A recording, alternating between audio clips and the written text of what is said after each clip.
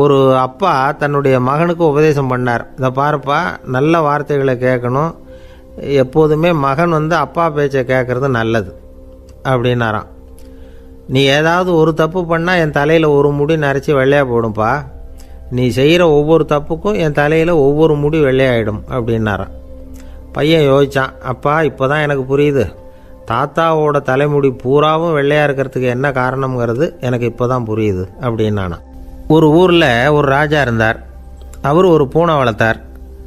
ரொம்ப செல்லமாக அவர் அந்த பூனையை வளர்த்தார். அவர் என்ன பண்ணுவார் தெரியுமா? இரவு நேரத்தில் அந்த பூனையோட தலையில் ஒரு விளக்கை வச்சுருவார். அந்த பூனை ரொம்ப ஜாக்கிரதையாக அந்த விளக்கு கீழே விழுந்துடாமல் பார்த்துக்கும். தலையை ஆட்டாமல் ரொம்ப நிதானமாக ராஜா பின்னாடி நடந்து போய்கிட்டே இருக்கும். அந்த விளக்கு வெளிச்சத்தில் எல்லா வேலைகளையும் செஞ்சுருவார். கையில் ஒரு விளக்கை தனியாக எடுத்துகிட்டு போக வேண்டிய அவசியமே இல்லை. விளக்கை தூக்கிட்டு போகிற வேலையை அந்த பூனை பார்த்துக்கும். அதனால் ராஜாவுக்கு அந்த பூனை மேலே ரொம்ப பிரியம். மந்திரிகளையெல்லாம் கூப்பிட்டு அவங்கக்கிட்ட சொல்லுவார், பார்த்தீங்களா இந்த பூனை எவ்வளவு விசுவாசமாக நடக்குது, என் பேரில் எவ்வளவு மரியாதை பார்த்தீங்களா அதுக்கு அப்படிம்பார்.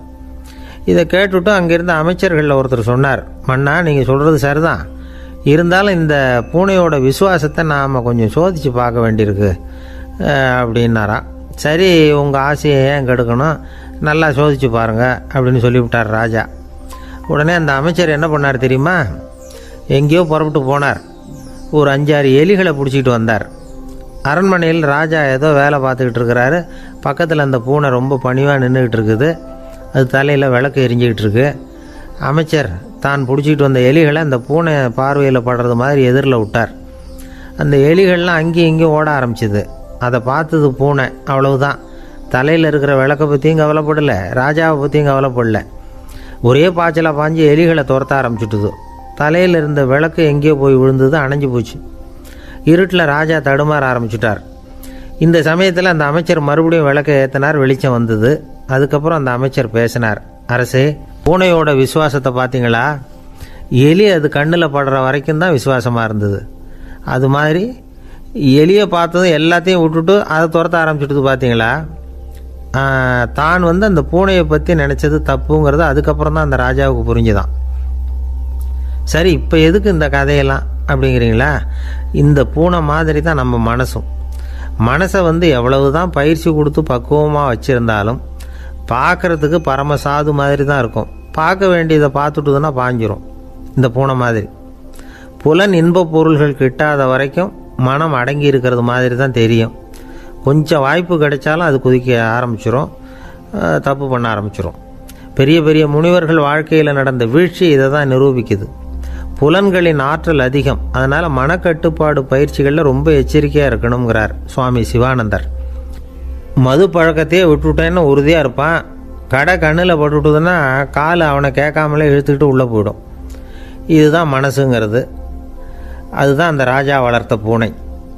நம்மால் ஒருத்தன் அந்த ராஜா பூனை தலையில் விளக்க வச்சது மாதிரி இவன் தன்னுடைய தலையிலேயே ஒரு விளக்கை ஏற்றி வச்சுக்கிட்டு என்னத்தையும் தேட ஆரம்பித்தான். தேடிக்கிட்டு இருக்கிறான். தலையை ஆட்டாமல் நிதானமாக நடந்து ரொம்ப நேரமாக தேடிகிட்டு இருக்கிறான். அந்த சமயம் அங்கே வந்த ஒருத்தர், என்னத்தை தேடுறீங்கன்னு கேட்டார். அதுதான் மறந்து போச்சு அப்படின்னு இழுத்தான்.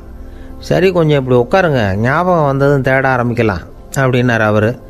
இவன் கொஞ்ச நேரம் உட்காந்து யோசித்தான். அப்புறம் திடீர்னு எழுந்திரிச்சான். ஞாபகம் வந்துட்டுதுன்னா. என்னன்னு கேட்டார். எங்கள் வீட்டில் இருந்த விளக்கை எங்கே வச்சேன்னு தெரியல, அதை தான் தேடிக்கிட்டு இருக்கிறேன், ஏற்றி வைக்கலாம்னு பார்க்குறேன் அப்படின்னா. ஒரு ராஜா இருந்தார். நாடு பூராவும் நிறைய மரங்களை நட்டு வளர்க்கணுங்கிறது அவரோட ஆசை. தானே அதுக்கு முன்மாதிரியாக இருக்கணும்னு நினச்சார். அரண்மனையை சுற்றி மரங்களை நட்டு வளர்த்தார். இதை பார்த்துட்டு ஜனங்களும் அவங்கவுங்க வீட்டை சுற்றி மரக்கன்றுகளை நட்டு வளர்த்தாங்க. கொஞ்ச காலத்தில் ஊர் பூரா பசுமையாக மாறிச்சு. எல்லாருக்கும் சந்தோஷமாக இருந்தது. இது ஒரு பக்கம் இருக்கட்டும். இப்போ நான் சொல்ல போகிற கதை வேறு. அதாவது அந்த ராஜா ஒரு நாள் தன்னுடைய அரண்மனையை சுற்றி இருக்கிற விதவிதமான மரங்களை எல்லாம் போய் பார்த்தார். எப்படி இருக்கிறீங்க அப்படின்னு ஒவ்வொரு மரத்துக்கிட்டையும் விசாரிச்சாராம். எந்த மரமும் சந்தோஷமாக இருக்கிறதா தெரியல. அதுக்கும் மனசில் ஒரு குறை. முதல்ல ஆலமரத்துக்கிட்ட போனார். அது சொல்லிச்சு, மண்ணா நான் நல்லா பெருசாக வளர்ந்துருக்கிறேன், அடர்த்தியாக இருக்கிறேன், கிளையெல்லாம் 4 பக்கமும் நல்லா படர்ந்து தான் இருக்குது, இருந்தாலும் எந்த பிரயோஜனமும் இருக்கிறதா தெரியல எனக்கு. என்னுடைய பழம்லாம் ரொம்ப சின்னதாக இருக்குது, என் கண்ணுக்கு சரியாக புலப்பட மாட்டேங்குது. நான் இருக்கிற சைஸுக்கு என்னுடைய கிளையில் இருக்கிற பழம்லாம் எவ்வளோ பெருசாக இருக்கணும். அது இத்தினூண்டு இருக்கிறது எனக்கு பெரிய அவமானமாக இருக்குது. இப்படி இங்கே நின்றுக்கிட்டு இருக்கிறதே ரொம்ப கூச்சமாக இருக்குது. ஒரு நல்ல புயல் வந்ததுன்னா பேசாமல் சாஞ்சு விடலாமான்னு பார்க்குறேன் அப்படின்னு புலம்புது ஆலமரம். சரி இருக்கட்டும்னு நினச்சிக்கிட்டு ராஜா அடுத்தபடியாக ஒரு அத்தி மரத்துக்கிட்ட போனார். அதுவும் புலம்ப ஆரம்பிச்சிட்டுது. நான் கூட பெரிய மரம் தான், இல்லை இலையெல்லாம் அழகாக தான் இருக்குது, பழம் அழகாக இருக்குது, இருந்தாலும் உள்ள விஷயம் இல்லையே, அத்தி பழத்தை புட்டு பார்த்தா அத்தனையும் சொத்தை அப்படின்னு பழமொழியே உண்டாயிட்டுதே. இப்படி ஒரு கெட்ட பேரோடு நான் இருக்கணுமா அப்படின்னு புலம்புது அது. சரி இது இருக்கட்டும் அப்படின்னு சொல்லி அடுத்தபடியாக வேப்ப மரத்துக்கிட்ட போனார். அது தன்னுடைய வேதனையை வெளியிட்டது. எனக்கு எவ்வளவோ மருத்துவ குணங்கள்லாம் இருக்கிறதா சொல்லிக்கிறாங்க, இருந்தாலும் என்ன பிரயோஜனம், என்னுடைய பழத்தை மனிதர்கள் யாரும் விரும்பி சாப்பிட்றது இல்லையே அப்படின்னுது. ராஜா அடுத்தாப்புல இருந்து ஒரு பனை மரத்துக்கிட்ட போனார். நான் நல்லா உயரமாக தான் வளர்ந்துருக்கிறேன், மற்ற மரங்கள்லாம் என்னை அண்ணாந்து தான் பார்க்கணும், இருந்தாலும் என்கிட்ட நிழலுக்காக யாரும் ஒதுங்கிறது இல்லையே அப்படின்னுது. என்ன இது எல்லா மரமும் இப்படி திருப்தி இல்லாமல் இருந்துக்கிட்டு இருக்குதே அப்படின்னு நினச்சிக்கிட்டே ராஜா அடுத்தபடியாக அங்கே இருந்த ஒரு பைன் மரத்துக்கிட்ட போனார். அழகாக உயரமாக பசுமையாக தான் இருந்தது, ஆனால் பழமோ பூவோ கிடையாது. அதை நினச்சி அது வருத்தப்பட்டுக்கிட்டு இருக்குது. ஓக் மரம் அது ஒன்று நின்றுட்டு இருந்தது. அது என்ன சொல்லிச்சுன்னா, இலையுதிர் காலத்தில் என் மேலே இருக்கிற எல்லா இலைகளும் உதிர்ந்து போடுது, முடி கொட்டின மனிதர்கள் மாதிரி மொட்டையாக நான் நிற்க வேண்டியிருக்குது, என்ன வாழ்க்கை இது அப்படின்னு சொல்லி அழுத்துக்கிட்டது. சரி புளிய மரம் என்ன சொல்லுது பார்ப்போம்னு அதுக்கிட்ட போனால், என்னுடைய நிழலில் யாருமே தங்க மாட்டாங்க, உடம்புக்கு சூடுன்னு ஒதுங்கி போயிடுவாங்க, அடிமரத்தை பார்த்திங்கன்னா பட்டையெல்லாம் உறிஞ்சி பார்க்குறதுக்கே கேவலமாக இருப்பேன் அப்படின்னுது அது.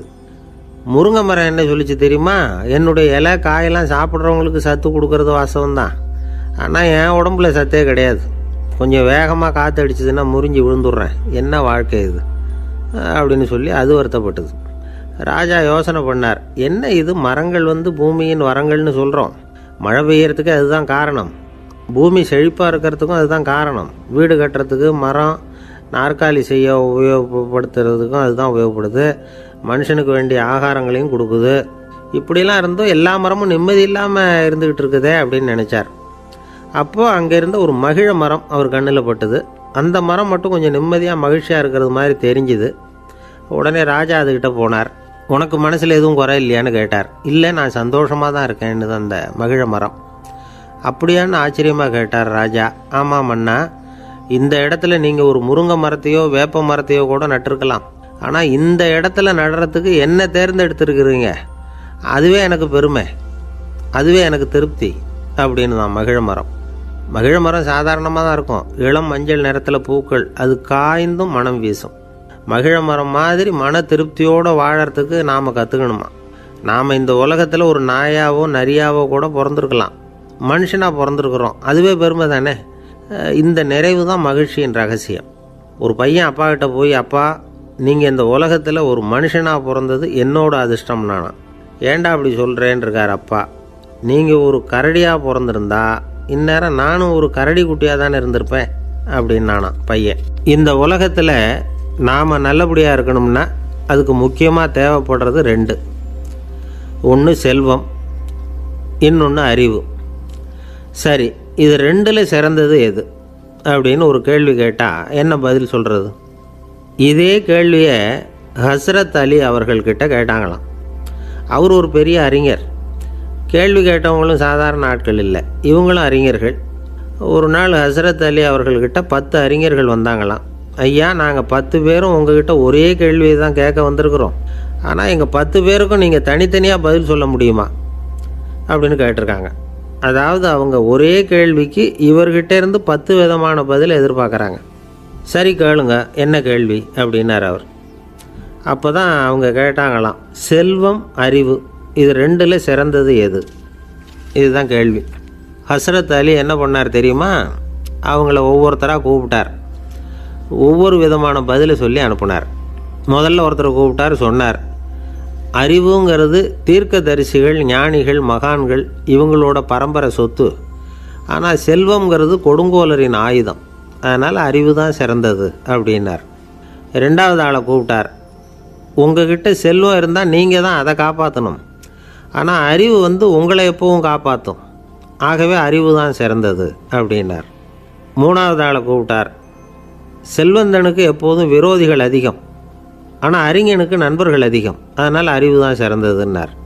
அடுத்தவரை கூப்பிட்டார், செல்வம் அடுத்தவங்களுக்கு கொடுக்க கொடுக்க குறையும். ஆனால் கல்விங்கிறது அதிகரிச்சுக்கிட்டே வரும், கொடுக்கறதுனால குறையாது. அதனால் அறிவு தான் சிறந்ததுன்னார். இன்னொருத்தரை கூப்பிட்டார். அறிவுள்ளவன் எப்பவும் அதை அடுத்தவங்களுக்கு வாரி வழங்கிக்கிட்டே இருப்பான். அதனால் அவங்ககிட்ட தாராளத்தன்மை இருக்கும். ஆனால் செல்வந்தன்கிட்ட கஞ்சத்தனம் தான் இருக்கும். அதனால் அறிவு தான் சிறந்ததுன்னார். 6வது நபரை கூப்பிட்டார். செல்வத்தை கள்வர்கள் திருடிட்டு போக முடியும், ஆனால் அறிவை அப்படி திருடிட்டு போக முடியாது அப்படின்னார். 7வது நபரை கூப்பிட்டார். செல்வம் கால ஓட்டத்தில் அழிஞ்சிரும், ஆனால் அறிவை கால ஓட்டம் ஒன்றும் பண்ண முடியாது. ஆகவே அறிவே சிறந்ததுன்னார். 8வது ஆளை கூப்பிட்டு சொன்னார், செல்வத்துக்கு எப்பவும் எல்லை உண்டு, நிறைவு உண்டு, அளவு உண்டு, கணக்கு உண்டு. ஆனால் அறிவுக்கு அப்படிப்பட்ட எல்லை எதுவும் கிடையாது. அதனால் அதுதான் சிறந்ததுன்னார். அடுத்தவனை கூப்பிட்டார். செல்வம் உள்ளத்தில் உள்ள ஒளியை போக்கிவிடும், இருட்டை உண்டாக்கிவிடும், விரிந்த மனப்பான்மையை குறுகலாக்கிவிடும். ஆனால் அறிவு அப்படி இல்லை, இருண்ட உள்ளத்தில் ஒளியை பாய்ச்சி அதை விசாலப்படுத்துது. அதுதான் சிறந்ததுன்னார். கடைசியாக 10வது நபரை கூப்பிட்டார். செல்வம் மனசில் செருக்கை உண்டாக்குது, ஆணவத்தை ஏற்படுத்துது. அதனால் நானே கடவுள்னு நினைக்கிற அளவுக்கு மனுஷனை தாழ்த்தி விடுது. ஆனால் அறிவு பணிவையும் பண்பாட்டையும் வளர்க்குது. அதனால் அறிவு தான் சிறந்ததுன்னார். ஆக இப்படி 10 பேருக்கும் 10 விதமாக பதில் சொன்னது மூலமாக ஹஸ்ரத் அலி அவர்கள் அறிவு தான் செல்வத்தை விட சிறந்தது அப்படிங்கிறதுக்கு 10 காரணங்களை சுட்டி காட்டியிருக்கார். அந்த அறிஞர் 10 பேர் கேட்ட ஒரே கேள்விக்கு 10 பதில் சொன்னார். நமக்கு வேண்டிய ஒருத்தர் 10 பேர் கேட்ட கேள்விக்கு ஒரே பதில் சொல்லி சமாளித்தார். கேள்வி என்ன தெரியுமா? என்கிட்ட வாங்கின கடனை எப்போயா திருப்பி கொடுக்க போகிறேன்? இதுதான் அந்த 10 பேரும் கேட்ட ஒரே கேள்வி. இந்த மாதம் 26ஆம் தேதி தந்துடுறேன் அப்படிங்கிற ஒரே பதில் சொல்லி அவ்வளவு பேரையும் இவர் அனுப்பி வச்சுட்டாராம். எல்லாரும் போனதுக்கப்புறம் இவரை தனியாக கூப்பிட்டு கேட்டிருக்கிறாங்க. அது என்ன சார் கணக்கு, 26ஆம் தேதி அன்னைக்கு என்ன அதிசயம் நடக்க போகுது அப்படின்னு கேட்டிருக்காங்க. அதிசயம் அன்னைக்கு இல்லை, அதுக்கு நாளே நடக்க போகுதுன்னாராம். விவரமாக சொல்லுங்கன்றிருக்காங்க. வேறு ஒன்றும் இல்லைங்க, 26ஆம் தேதி தானே எல்லாரையும் வர சொல்லியிருக்கிறேன், அதுக்கு நாளே நான் புறப்பட்டு தலைமறைவாயிட போகிறேன் அப்படின்னாராம் ரொம்ப பெருமையாக. துருக்மேனியாவில் அஷ்காபாத் அப்படின்னு ஒரு நகரத்தில் ஒரு புவியியல் விஞ்ஞானி இருந்தார். அவர் ஒரு நாய்க்குட்டி வளர்த்தார். ஒரு நாள் முன்னிரவு நேரம் ஒரு மேஜைக்கு முன்னாடி உட்காந்து அந்த விஞ்ஞானி ஏதோ கணக்கு போட்டுக்கிட்டு இருக்கிறார். அவருக்கு ஒரு சின்ன பெண் குழந்தை, அது தொட்டிலில் தூங்கிட்டு இருக்குது. அந்த நாய்க்குட்டியும் ஒரு மூலையில் படுத்து அது பாட்டுக்கு தூங்கிட்டு இருந்தது. ஒரே அமைதி. அந்த நேரத்தில் திடீர்னு அந்த நாய்க்குட்டி துள்ளி எழுந்திரிச்சிது. நேராக குழந்தைகிட்ட ஓடிச்சு. அந்த குழந்தைய அது போட்டிருந்த ட்ரெஸ்ஸோடு சேர்த்து கவ்வி தூக்குச்சு. தூக்கிக்கிட்டு வாசல் பக்கம் ஓடிச்சு. நாய்க்குட்டி குழந்தைய கவ்வி தூக்க முடியுமாங்கிற சந்தேகம் உங்களுக்கு இல்லையா? நீங்கள் நம்மூர் நாய்க்குட்டியவே பார்த்து பழக்கப்பட்டிருக்கீங்க, அதனால் நம்புறதுக்கு சிரமமாக இருக்கும்.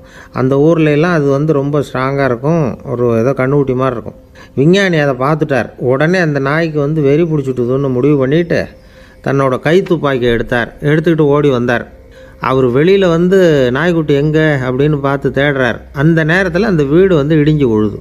காரணம் பூமி அதிர்ச்சி. இப்படி பூமி அதிர்ச்சி உண்டாக போகுதுங்கிறது அந்த நாய்க்குட்டிக்கு முன்னாடியே தெரிஞ்சு போச்சு. அதுதான் குழந்தைய தூக்கிட்டு வெளியில் ஓடி வந்திருக்குது. அது மூலமாக அந்த குடும்பத்தையே காப்பாற்றிருக்குது அந்த நாய்க்குட்டி. இந்த சம்பவம் நடக்கிறதுக்கு 3 நாளைக்கு முன்னாடியே சில பிராணிகளுக்கு இப்படி நடக்க போகுதுங்கிறது தெரிஞ்சிருக்குதான். ஆமாம், அந்த நகரத்தில் 3 நாளைக்கு முன்னாடியே பாம்பு, பல்லி இதெல்லாம் அது தங்கியிருந்த வலையை விட்டு வெளியில் ஓடி வந்துட்டுது. அதே மாதிரி அங்கே இருந்த புறாவெல்லாம் பறந்து போயிடுச்சான். இதே மாதிரி யுகோஸ்லோவியாவில் கூட ஒரு நகரம், அங்கே ஒரு நாள் ராத்திரி ஒரு மிருக காட்சி சாலையில் திடீர்னு ஒரு பெரிய கலவரம், கூச்சல், குழப்பம். அங்கே இருந்த கழுதை, புலி, யானை, பறவை எல்லாம் கண்ணாபின்னான்னு கத்த ஆரம்பிச்சுட்டுது. நேர் யானை அதுக்குன்னு போடப்பட்டிருந்த தடுப்பையே தாண்டி குதித்து வெளியில் வந்துட்டு தான். மறுநாள் தான் எல்லாருக்கும் விஷயம் புரிஞ்சுது. அடுத்த நாள் காலையில் அங்கே பூமி அதிர்ச்சி உண்டாயிட்டுது. இப்போ பாருங்கள், அதாவது மனுஷனை போய் தீர்க்க தரிசி அது இதுன்னு சொல்லிகிட்டு இருக்கிறோம். இவனை விட அது பரவாயில்லைன்னு தோணுது. அதாவது மிருகங்கள் ஒன்று நடக்க போகுதுங்கிறத முன்னாடியே புரிஞ்சுக்குதே. சரி, இதெல்லாம் எப்படி அது முன்கூட்டி புரிஞ்சுக்குது? அதுதான் படைப்பு ரகசியம். அதை கண்டுபிடிக்கிறதுக்கு தான் மனுஷன் ஆராய்ச்சி பண்ணிகிட்டு இருக்கிறான். விஞ்ஞானிகளோட ஆராய்ச்சியெல்லாம் ஒரு பக்கம் இருக்கட்டும், வீட்டுக்குள்ளேயே சில ஆராய்ச்சி பண்ணி பாருங்களேன். இப்போ சில யோசனை சொல்லி அதை சோதனை பண்ணி பாருங்க அப்படின்னு ஒருத்தர் சொன்னாராம். அதாவது இப்போ மழை வருமா வராதா அப்படின்னு தெரிஞ்சுக்கணுமா, உடனே ஒரு பூனைக்குட்டி பின்னாடியே மெதுவாக போய் அது என்ன செய்யுதுன்னு கவனித்து பார்க்கணும். பூனைக்குட்டி தன்னோட பாதத்தினால சுகத்தில் அப்படி கீறிக்கிட்டு இருக்கும். அப்படி கீறினா கண்டிப்பாக மழை வரும். சில சமயம் பூனை விட்டு அப்படியே மல்லாந்து படுத்துக்கிட்டு பாதத்தை உயர தூக்கும், அப்படியும் இப்படியும் புரளும். இப்படி செஞ்சதுன்னா அன்னைக்கும் மழை இருக்காது. அதனால் முன்னாடி இருந்தது மழை வர்றதுக்கு அறிகுறி, இது மழை இல்லைங்கிறதுக்கு அறிகுறி. பறவைகள் பிராணிகள் இதுகளோட நடவடிக்கைகளை பார்த்துட்டு அதையெல்லாம் அடிப்படையாக வச்சு தான் காலநிலையை கண்டுபிடிக்கிற கருவிகளை கண்டுபிடிச்சிருக்கிறாங்க. வாத்து இருக்குல்ல, சில சமயம் தன்னோட அழகை தன்னோட இறகுகளில் அப்படியே புதைச்சிக்கும். அப்படி செஞ்சால் குளிர்காலம் வரப்போகுதுன்னு அர்த்தம். பருவநிலை குளிராக மாறப்போகுதுங்கிறதுக்கு இதுதான் அறிகுறி. சிட்டுக்குருவி இருக்குதுல்ல, அதெல்லாம் புழுதியில் உழுந்து புரளும், சிறகுகளை படபடன்னு அடிச்சுக்கும். அப்படி செஞ்சால் மழை வரப்போகுதுன்னு அர்த்தம். ஒன்று மட்டும் நாம் நல்லா தெரிஞ்சுக்கணும், இயற்கையின் சீற்றம்னு சொல்கிறோம் இல்லையா, இயற்கை ஏன் நம்ம மேலே கோவப்படுது? இயற்கையை நாம் அனுசரித்து போகிறதில்ல, அதனால் கோவப்படுது. காடுகளை அழிக்கப்படாது, விலங்குகளை கொல்லக்கூடாது, இயற்கை ஏற்படுத்தி வச்சுருக்கிற சமநிலையை கெடுக்கக்கூடாது. அதை புரிஞ்சுக்கிட்டு வாழ்ந்தோம்னா பூமியும் நடுங்காது, நாமளும் நடுங்க வேண்டிய அவசியம் இருக்காது. ஒருத்தர் இருந்தார், சாராய கடைக்கு போனாராம், நிறைய சாப்பிட்டார். அப்புறம் சொன்னார், இது ரொம்ப அற்புதமான சரக்கு போல் இருக்குது, உள்ளே போன உடனே இந்த பூமியே நடுங்கிறது மாதிரி இருக்குது எனக்கு அப்படின்னாராம். இதுக்கு கடைக்காரர் சொல்லியிருக்கார், நீங்கள் சாப்பிட்டது வெறும் பச்சை தண்ணி தாங்க, இப்போ ஏற்பட்டிருக்கிறது நிஜம் பூமி அதிர்ச்சி அப்படின்னாராம். ஒரு ஊரில் ஒரு ராஜா இருந்தார். அந்த ராஜாவுக்கு ஒரு மந்திரி. ராஜா ரொம்ப நியாயமானவர், நேர்மையானவர், கண்டிப்பானவர். தப்பு செய்கிறது யாராக இருந்தாலும் தண்டனை கொடுப்பார். வேண்டியவங்களுக்கு ஒரு நியாயம், வேண்டாதவங்களுக்கு ஒரு நியாயங்கிறதெல்லாம் அவர்கிட்ட கிடையாது. ஒரு சமயம் அரசவையில் அந்த அமைச்சரே விதிமுறைகளுக்கு புறம்பாக ஏதோ நடந்துக்கிட்டு இருக்கார். மன்னருக்கு கோபம் வந்துட்டுது. உடனே அந்த அமைச்சரை கிட்டத்தில் கூப்பிட்டு அவர் கன்னத்தில் ஓங்கி ஒரு அறை கொடுத்துட்டாராம். உடனே அந்த அமைச்சர் என்ன பண்ணார் தெரியுமா, நேராக போனார், அங்கே நின்றுக்கிட்டு இருந்த இன்னொருத்தர் கன்னத்தில் ஓங்கி அரைஞ்சார். அறை வாங்கினவர் திகைச்சு போயிட்டார். இவர் ஏன் நம்மளை அரைகிறார் அப்படின்னு யோசனை பண்ணார். மன்னரும் திகைச்சு போயிட்டார். நாம் இவர் அரைஞ்சா அதுக்காக இவர் போய் இன்னொருத்தரை அரையணுமா அப்படின்னு யோசனை பண்ணார். இவருக்கு என்ன பைத்தியமானு கூட நினைக்க ஆரம்பிச்சுட்டார். ஆனால் என்ன ஆச்சுன்னா, அப்புறம் அமைச்சர் அவர் கவனிச்சிக்கிட்டு இருந்தாரா, அவர் இன்னொருத்தர் அரைஞ்சார் இல்லையா, அந்த அறை வாங்கின ஆசாமியை பார்த்து கத்திக்கிட்டு இருந்தார். யார்? அமைச்சர். ஏன்பா என்கிட்ட அறையை வாங்கிக்கிட்டு இப்படி விவரம் இல்லாமல் நின்றுட்டு இருக்கிறிய, நான் உனக்கு கொடுத்ததை நீ வேறு யாருக்கிட்டையாவது கொடுத்துரு அப்படின்னார். உடனே அந்த ஆள் பார்த்தான், தனக்கு அடுத்தபடியாக நின்றுக்கிட்டு இருந்தவனை ஓங்கி ஒரு அறை அரைஞ்சான். அவன் கன்னத்தை தடவிட்டே யோசனை பண்ணான். இது ஏதோ புரிஞ்சுக்கிட்ட மாதிரி அடுத்தாப்பில் நின்றுக்கிட்டு இருந்தவனை அரைஞ்சான். இப்படி இந்த அறை மாறி மாறி போய்கிட்டே இருக்குது. ஊர் பூரா பிரயாணம் பண்ண ஆரம்பிச்சுட்டுது. அன்னைக்கு ராத்திரி அந்த ராஜா படுக்கிறதுக்காக போனார். அந்த நேரம் பார்த்து அவர் கன்னத்தில் பலார்னு ஒரு அறை விழுந்தது. நம்மளே அரையிறது யார் அப்படின்னு அதிர்ச்சியோட மன்னர் திரும்பி பார்க்குறாரு. அரைஞ்சது அவரோட மனைவி. என்னாச்சு உனக்குன்னு கத்துனார் ராஜா. உங்களுக்கு தெரியாதா, ஊர் பூரா ஒருத்தர் மாற்றி ஒருத்தர் மூலமாக இந்த அறை பிரயாணம் பண்ணிட்டு வருது அப்படின்னாங்க அந்த அம்மா. அப்படின்னா ஆரம்பித்த இடத்துக்கே வந்துட்டுதா அப்படின்னாராம் மன்னர். என்ன சொல்கிறீங்கன்னு கேட்டிருக்காங்க. இவர் விவரத்தை சொன்னாராம். அப்படின்னா நீங்கள் ஆரம்பித்து வச்ச இந்த விளையாட்டை நான் முடிச்சு வச்சுட்டேன் அப்படின்னாங்களாம் அந்த அம்மா. மறுநாள் காலை மறுபடியும் அரசவை கூடிச்சு அந்த அமைச்சர் மன்னரை பார்த்து கேட்டார், என்ன மகாராஜா, என்கிட்ட கொடுத்ததை திருப்பி வாங்கிட்டீங்களா அப்படின்னாராம். இப்படி நடக்கும்னு நான் எதிர்பார்க்கவே இல்லைன்னார் மன்னர். ஆனால் நான் எதிர்பார்த்தேன், அது எங்கே போயிட போகுது, ஊர் பூரா சுற்றி கடைசியில் உங்ககிட்ட தான் சேரும் அப்படிங்கிறது எனக்கு தெரியும் அப்படின்னார் அமைச்சர். இந்த கதை வேடிக்கையாக இருந்தால் கூட இதில் உள்ள கருத்து முக்கியமானது. இந்த உலகத்தில் பல கருத்துக்கள் இப்படி தான் மாறி மாறி சுற்றி வந்துக்கிட்டே இருக்குது. நம்மால் ஒருத்தன் தன்னுடைய நண்பன் ஒருத்தனை கடத்தெருவில் பார்த்தான். உடனே ஓடி போய் பலார்னு ஒரு அறை கொடுத்தானான். அவன் கன்னத்தை தடவிட்டு ஏன்டா என்ன அரைஞ்சேன்னு கேட்டிருக்கான். நீ ஏன்டா என்னை முட்டாள்னு என் மனைவிட்ட போய் சொன்னேன் அப்படின்ட்டுருக்கான் அவன். உன்னை ஒரு முட்டாள்னு சொன்னதுக்காகவா நீ என்ன அரைஞ்ச அப்படின்னு கேட்டிருக்கான் இவன். டேய், நான் அதுக்காக அறையலப்பா, அது ஒரு பெரிய ரகசியம், நான் முட்டாளுங்கிறது. அந்த ரகசியத்தை நீ ஏன் எங்கள் வீட்டில் போய் சொன்னேன், அதுக்காக தான் அரைஞ்சேன் அப்படின்னு நான் அவன். பக்தின்னு சொல்கிறோம் இல்லையா, அது 3 வகைப்படும் அப்படிங்கிறார் ஒரு பெரியவர். அது என்ன 3 வகைன்னா, தெய்வ பக்தி, அடியார்கள் பக்தி, குரு பக்தி. அடியார் பக்தியை விட தெய்வ பக்தியை விட குரு பக்தி தான் ரொம்பவும் சிறந்ததுங்கிறார் அவர். தெய்வத்துக்கிட்ட செஞ்ச பாவம் குருநாதர்கிட்ட தீர்ந்துருமா, குருநாதர்கிட்ட செஞ்ச பாவம் தெய்வத்துக்கிட்ட போனாலும் தீராதான். இப்படி பெரியவங்கள்லாம் சொல்லி வச்சுருக்கிறாங்க. ஒரு காடு, அங்கே அயோத தௌமியர் அப்படின்னு ஒரு தபோதனர், அவர் பல மாணவர்களை ஒன்றா சேர்த்து ஒரு குருகுலம் நடத்திக்கிட்டு இருக்கிறார். பல தரப்பட்டவங்க பல திறப்பட்டவங்க மாணவர்கள் அதில் சேர்ந்து படிச்சுக்கிட்டு இருக்கிறாங்க. பாஞ்சால ராஜகுமாரன் ஒருத்தனும் அந்த குருகுலத்தில் சேர்ந்து படிச்சுக்கிட்டு இருக்கிறான். அவன் பேர் ஆருணி. பெரிய இடத்து புள்ள, இருந்தாலும் படுப்பில் ரொம்ப கெட்டிக்காரனாக இருந்தான். அவன் தான் அங்கே முதல் மாணவன். ஒரு நாள் குருநாதர் அந்த அரசகுமாரனை கூப்பிட்டார். நம்ம குருகுலத்துக்கு சொந்தமான வயலில் தண்ணீர் பெருகி வெள்ளம் வந்து பயிரை வந்து அழிக்குதான், அதனால் நீ போய் மடையை அடைச்சிட்டு வந்துடும் அப்படின்னார். அந்த அரசகுமாரன் உடனே புறப்பட்டான். குருநாதர் சொல்லிட்டார்ல, உடனே புறப்பட்டான். நான் பெரிய இடத்து பிள்ளையாச்சே, ராஜகுமாரனாச்சே, ரொம்ப செல்வாக்கோடு வளர்ந்தவனாச்சே, நான் போய் வயலில் இறங்கி வேலை செய்கிறதா அப்படின்னுலாம் அவன் நினைக்கல. குருநாதர் கட்டளையை நிறைவேற்ற வேண்டியது நம்ம கடமை அப்படின்னு நினச்சான். உடனே ஒரு மண்வெட்டியை தூக்கி தோளில் வச்சுக்கிட்டு புறப்பட்டு போயிட்டான். வயலுக்கு போனான். பார்த்தான், தண்ணி கரையை உடச்சிக்கிட்டு வயலுக்குள்ளே ஏகமாக பாஞ்சிக்கிட்டு இருக்குது. இவன் மண்வெட்டியால் களிமண்ணை புல்லோடு சேர்த்து புல் பற்ற மாதிரி வெட்டி வெட்டி போட்டான். இருந்தாலும் மடையை அடைக்க முடியல. தண்ணி அதை மீறி வந்துக்கிட்டே இருக்குது. தண்ணி வந்து வேகமாக வயலுக்குள்ளே போய்கிட்டே இருக்குது. போடுற பத்தையெல்லாம் கரைஞ்சி கரைஞ்சி போயிட்டுருக்கு. இருந்தாலும் இவன் தன்னுடைய முயற்சியை கைவிடலை. வெட்டி வெட்டி போட்டுக்கிட்டே இருக்கிறான். காலையில் அங்கே போனவன் சாயந்தரம் வரைக்கும் இப்படி செஞ்சுக்கிட்டு இருக்கிறான். உடம்பும் மனசும் ரொம்பவும் சோர்ந்து போச்சு. இருந்தாலும் குருநாதர் இட்ட கட்டளையை நிறைவேற்றாமல் இருக்கிறோமேங்கிற ஒரு குறை அவனுக்கு இருக்குது. குரு கட்டளையை நிறைவேற்றாத நான் வந்து இன்னமும் இருக்கணுமா அப்படின்னு யோசனை பண்ண ஆரம்பிச்சிட்டான்.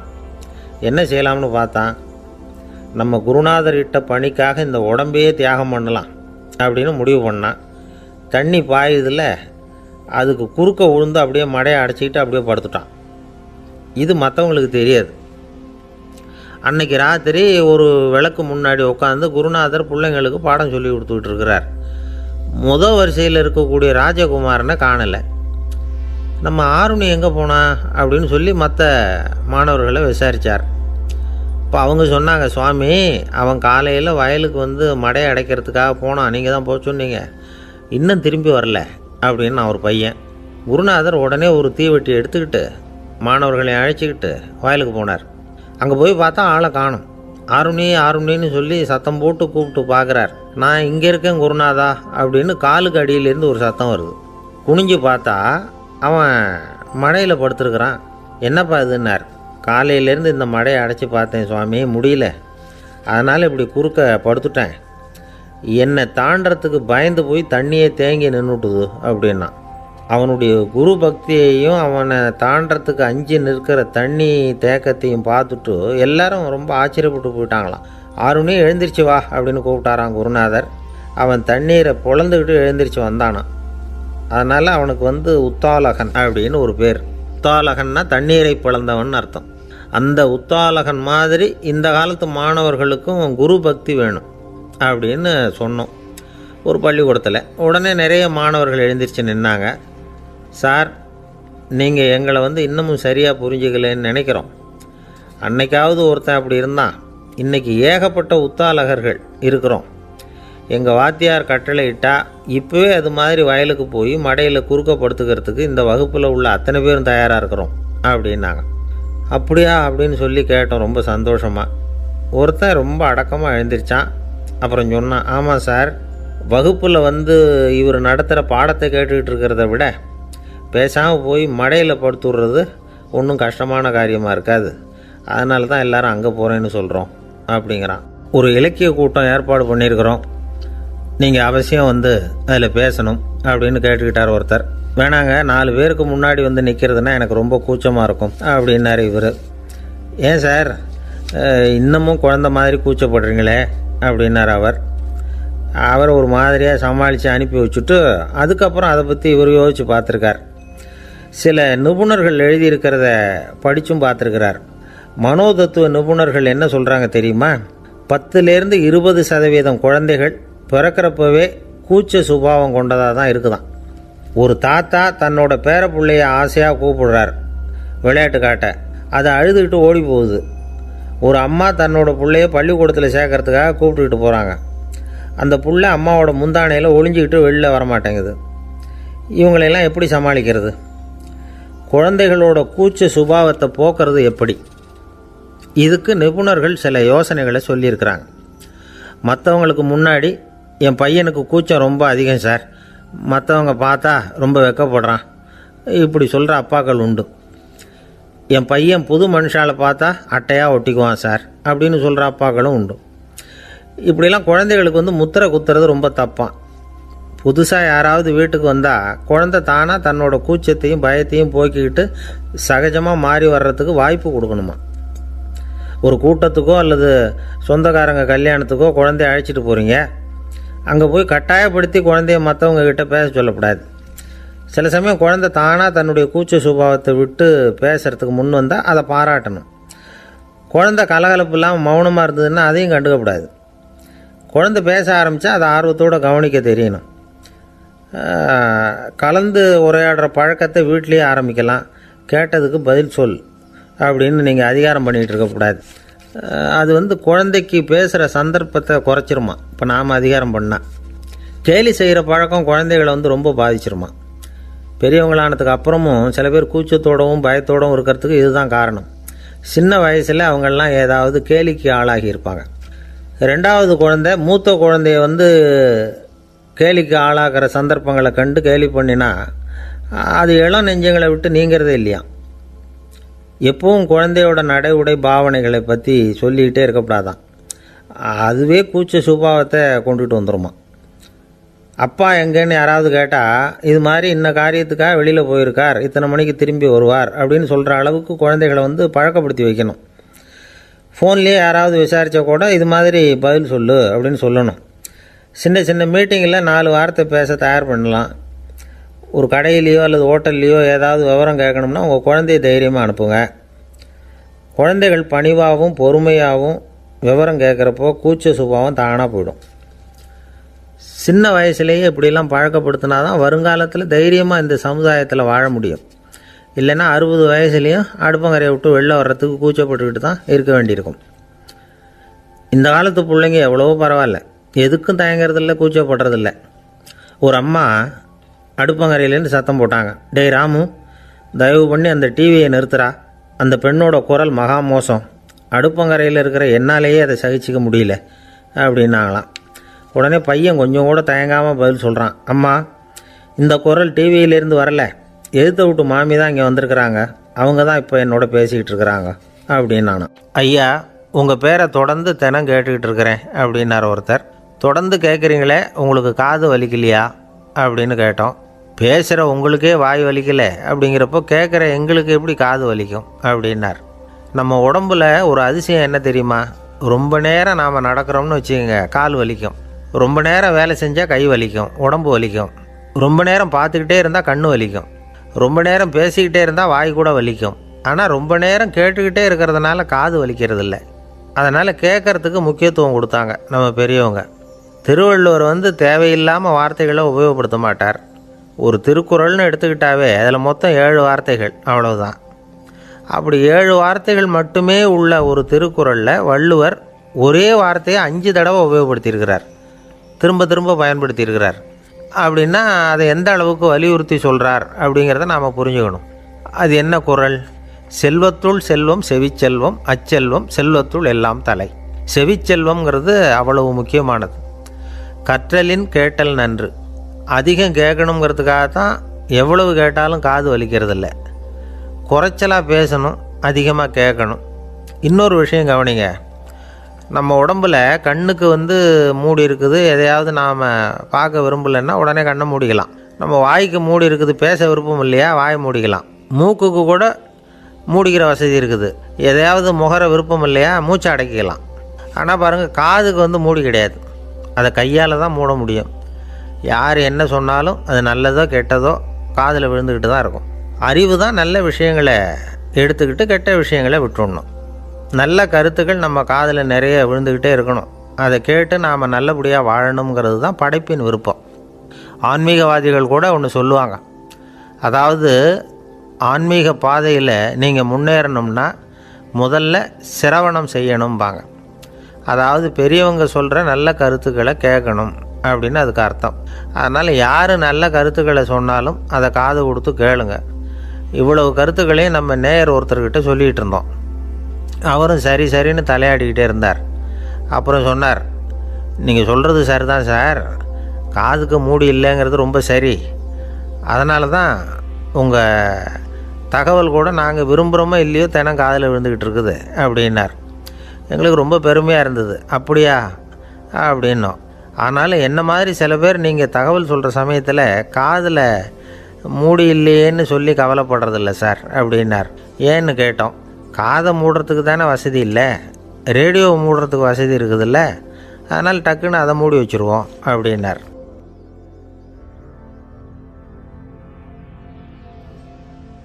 சில பேரை இப்படி சொல்கிறது உண்டு. அடுத்தவங்களை அனுசரித்து நடந்துக்க தெரியல, அவன் என்ன சார் மனுஷன் அப்படிம்பாங்க. சக மனிதர்களோடு எப்படி பழகிறது அப்படின்னு தெரியாததுனாலேயே பல பேர் இன்றைக்கி சங்கடப்பட்டுக்கிட்டு இருக்கிறாங்க. வசதி வாய்ப்பெல்லாம் சரியாக இருக்கும், ஆனால் வாழ்க்கை சரியாக இருக்காது.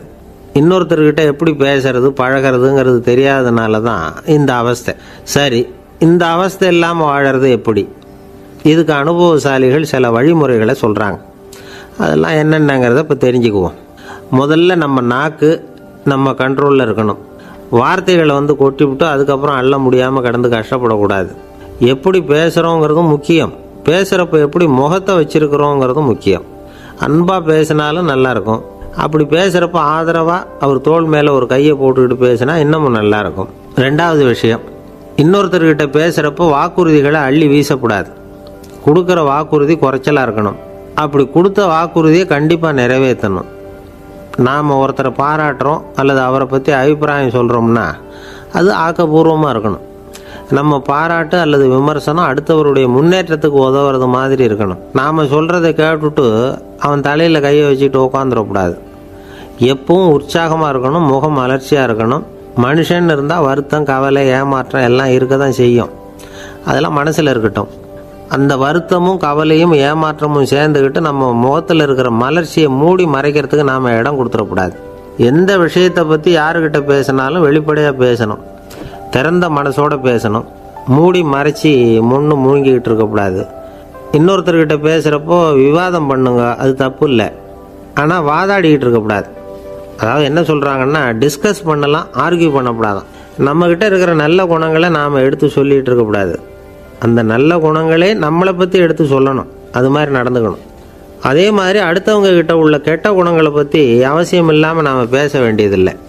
உங்களை பற்றி யாராவது தப்பாக பேசுகிறாங்களா, அப்படி அவங்க பேசுகிறதுல உண்மை இல்லையா அப்படின்னா அதை நீங்கள் பொருட்படுத்த வேண்டியதில்லை, விட்டுடலாம்.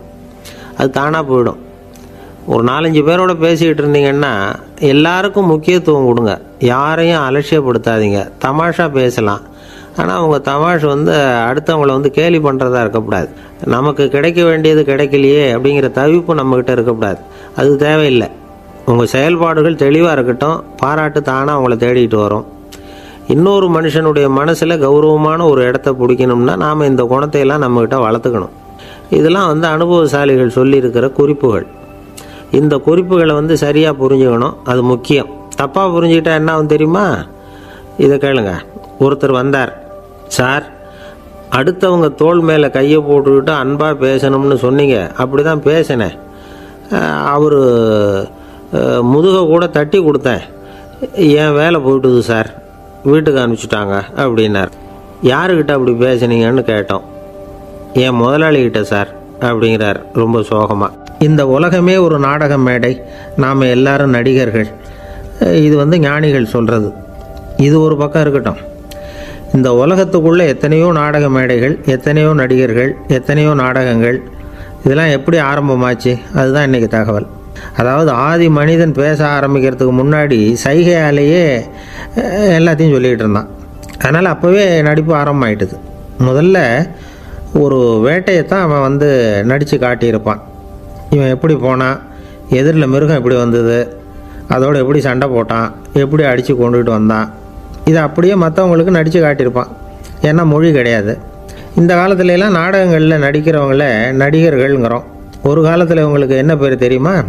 திஸ்பியர்கள் அப்படின்னு பேரான். இதுக்கு காரணம் உண்டு. அதாவது 2000 வருஷத்துக்கு முன்னாடி கிரீஸ் நாட்டில் திசிபியஸ் அப்படின்னு ஒரு ஆள் இருந்தான்.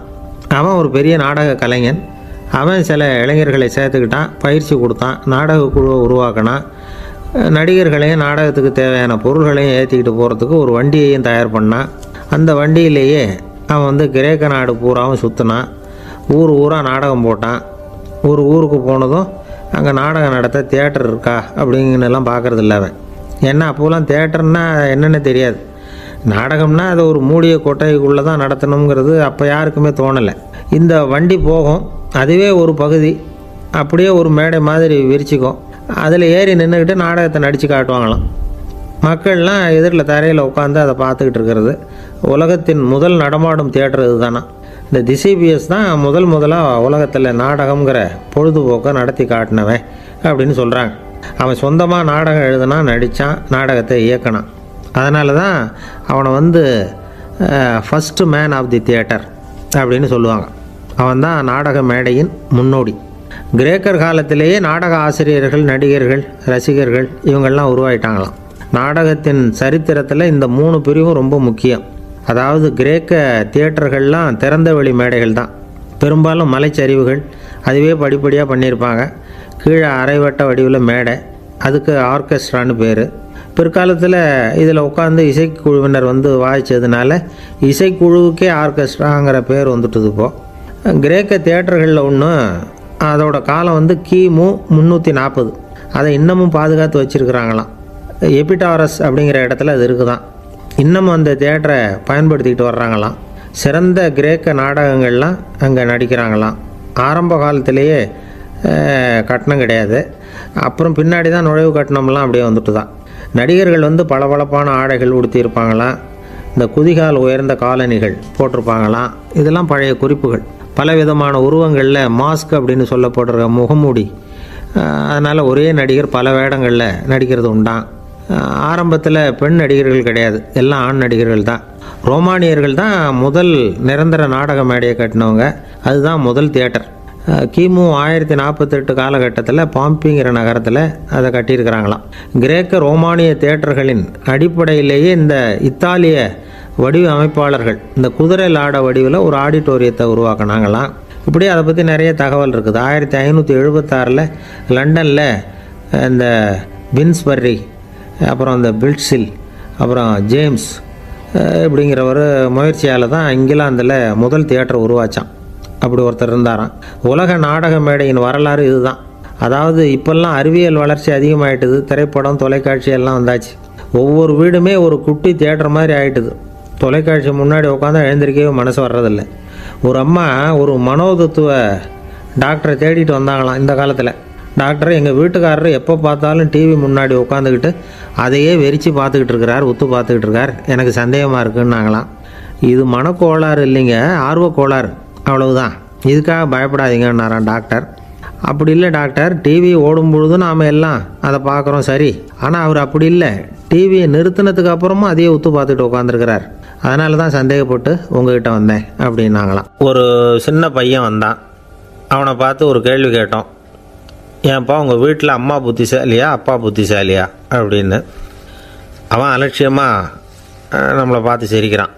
என்ன சார் இது, இந்த காலத்தில் இது கூட தெரியாமல் இருக்கிறீங்களே அப்படிங்கிறான். ஒரு சின்ன பையன் நம்மளை பார்த்து இப்படி கேட்டு விட்டானே அப்படின்னு நினைக்கிறப்போ நமக்கு ஒரு மாதிரி ஆகிடும். அதுக்கப்புறம்தான் இந்த தாத்தா பாட்டிலாம் சொல்கிற ஒரு கதை ஞாபகத்துக்கு வந்தது. அது என்ன கதை தெரியுமா? ஒரு ஊரில் ஒரு அம்மாவும் பிள்ளையும் இருந்தாங்களாம். அந்த மகனுக்கு திடீர்னு தேசாந்திரம் போய் வரணும்னு ஆசை வந்துட்டுது. ஊராக போய் சுற்றி பார்க்கணுங்கிற ஆசை. அந்த அம்மாவுக்கு இது பிடிக்கல. மகனை பிரிஞ்சு இருக்கிறதுக்கு அவங்க மனசு இடம் கொடுக்கல. வேணாப்பான்னு சொல்லி பார்த்தாங்க, அவன் கேட்கல. திடீர்னு புறப்படவும் செஞ்சுட்டான். சரி, இனிமேல் அவனை தடுக்க முடியாதுன்னு முடிவு பண்ணிட்டாங்க அந்த அம்மா. இருந்தாலும் புத்திசாலித்தனமாக ஒரு யோசனை பண்ணாங்க. மகனை கிட்டத்தில் கூப்பிட்டாங்க. அவங்ககிட்ட சொன்னாங்க, அதை பாருப்பா, நீ தேசாந்திரம் போகிறதுன்னு தீர்மானம் பண்ணிவிட்ட, அதை நான் தடுக்கலை, போயிட்டு வந்துடும். ஆனால் போகிறதுக்கு முன்னாடி எனக்கு ஒரு வாக்குறுதி கொடுத்துட்டு போ அப்படின்னாங்க. போகிறப்போ ராத்திரியாக இருந்தாலும் பகலாக இருந்தாலும் சரி, புளிய மரத்து நிழலில் தான் தங்கணும். திரும்பி வர்றப்போ இரவும் பகலும் நீ வேப்ப மரத்து நிழல்லே தங்கணும் அப்படின்னாங்க. சரி, அப்படியே செய்கிறேன்னு சொல்லி வாக்குறுதி கொடுத்தான் பையன். புறப்பட்டு போனான். போகிற வழியில் புளிய மரத்து நிழல்லே தங்கினான், தூங்கினான். அப்படி போய்கிட்டே இருந்தான். 7ஆவது நாள் அவன் உடம்பு சுகமில்லாமல் போயிட்டுது. ரொம்பவும் பலவீனமாயிட்டான். இனிமேல் நடக்க முடியாதுங்கிற நிலைமை வந்துட்டுது. யோசித்து பார்த்தான். சரி, இதுக்கு மேலே போக வேண்டாம் அப்படின்னு முடிவு பண்ணிவிட்டு திரும்பி வர ஆரம்பிச்சிட்டான். திரும்பி வர்றப்போ வழியில் வேப்ப மரத்து நிழலையே தங்கி வந்தான். நாளுக்கு நாள் உடம்பு சரியாக வந்துட்டுது. 7வது நாள் வீட்டுக்கு வந்து சேர்றான். உடம்பு பழையபடியே கலகலப்பாயிட்டுது. பூரண சுகம். தேசாந்திரம் போன பையன் திரும்பி வந்துட்டானே அப்படின்னு அந்த அம்மா ஆச்சரியப்படலை. ஏன்னா அவங்களுக்கு தெரியும் இப்படி ஆகும்னு. பையன் சீக்கிரமாக திரும்பி வரணுங்கிறதுக்காகத்தான் அவங்க அந்த யோசனையை சொன்னாங்க. என்ன விஷயங்கிறதையும் அவங்களே சொன்னாங்க. மகனே, புளிய மரத்து நிழல் உடம்புக்கு உஷ்ணத்தை கொடுக்கும், சீக்கம் உண்டாக்கும். அதனால் நீ தொடர்ந்து புளிய மரத்து நிழலில் தங்கினாவே நோய்க்கு ஆளாயிட்ட. அதனால் பயணத்தை முடிச்சுக்கிட்டு திரும்பி வரணுங்கிற முடிவுக்கு வந்துட்ட. திரும்பி வர்றப்போ நீ தங்கினது வேப்ப மரத்து நிழல். அது உடம்புக்கு குளிர்ச்சியை தரக்கூடியது, நோயை தீர்க்கக்கூடியது. அதனால் சுகமாக வீட்டுக்கு சேர்ந்துட்ட. உன்னோட தேசாந்திர பயணத்தை தடுக்கிறதுக்காக தான் இப்படி பண்ணினேன் அப்படின்னாங்களாம் அந்த அம்மா. பார்த்தீங்களா அம்மாவோட புத்திசாலித்தனத்தை? அப்பாவாக இருந்தால் இப்படியா பண்ணுவார்? ஒரு அப்பா பையன்கிட்ட 10 ரூபா கொடுத்து இதை எடுத்துக்கிட்டு அடுத்த ஊருக்கு போய் அங்கே இருக்கிற மாமா கிட்ட இதை கொடுத்துட்டு வாடா, வழியில் எங்கேயாவது மரத்தடியில் படுத்து தூங்கிவிடாதே அப்படின்னு எச்சரிக்கை பண்ணி அனுப்புனாராம். பையனுக்கு எச்சரிக்கையாக வாழறது எப்படிங்கிறத கற்றுக் கொடுக்கறதுக்காக இப்படி பண்ணார்.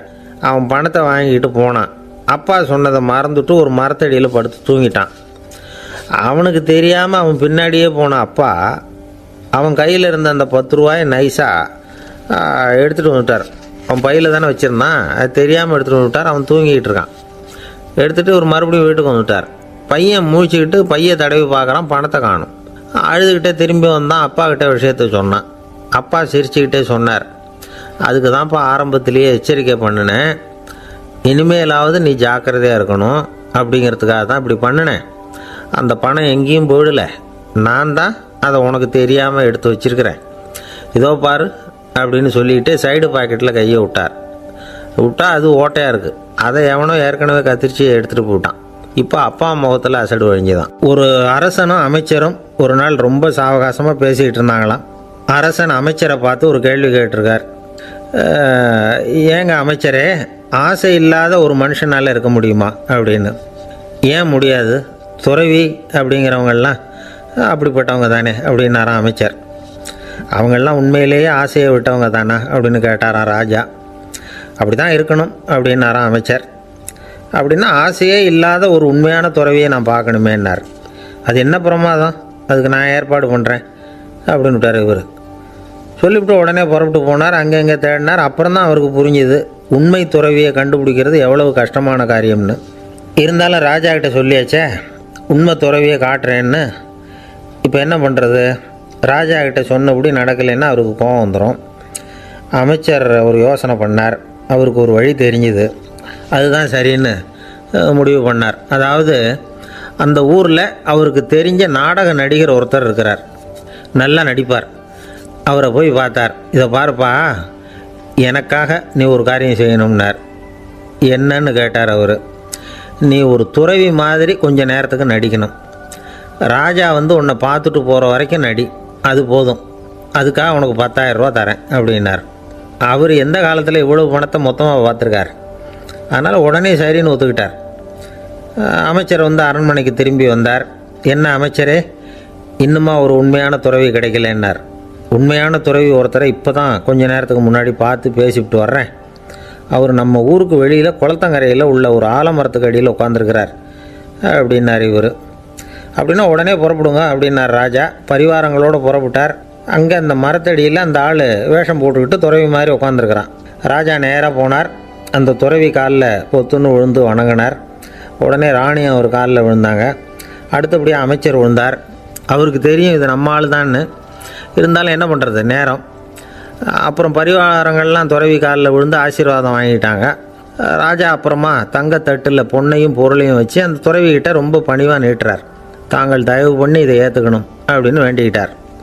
அந்த துறவி பற்றில்லாமல் அதை பார்த்தார். எல்லாத்தையும் திறந்துவிட்ட எனக்கு இதெல்லாம் எதுக்காக அப்படின்னு சொல்லி அதை மறுத்துட்டாராம். ஆஹா, உண்மையான துறவியை பார்த்துட்டோம் அப்படிங்கிற ஆனந்தம் அரசருக்கு. ரொம்ப நிம்மதியாக திருப்தியாக திரும்பி வந்தார் அரண்மனைக்கு. அதுக்கப்புறம் அமைச்சர் யாருக்கும் தெரியாமல் அந்த துறவிகிட்ட ஓடினார். சொன்ன பிரகாரம் பணத்தை நீட்டினார். இந்தாப்பா, நான் உங்ககிட்ட சொன்னபடி 10,000 ரூபா பணம் எடுத்துக்கோ அப்படின்னார். அந்த ஆள் ராஜா கிட்ட சொன்னது மாதிரியே எல்லாத்தையும் திறந்துவிட்ட எனக்கு இதெல்லாம் எதுக்காக வேணாம் அப்படின்னு விட்டாரான். நடித்த வரைக்கும் போதும்ப்பா, இனிமேல் இந்த நாடக வசனம்லாம் வேணாம், வேஷத்தை கலைச்சிரு, பணத்தை வாங்கிக்கோன்னார். இல்லைங்க, இது வேஷம் இல்லை, இது வசனமும் இல்லை, இது உண்மை.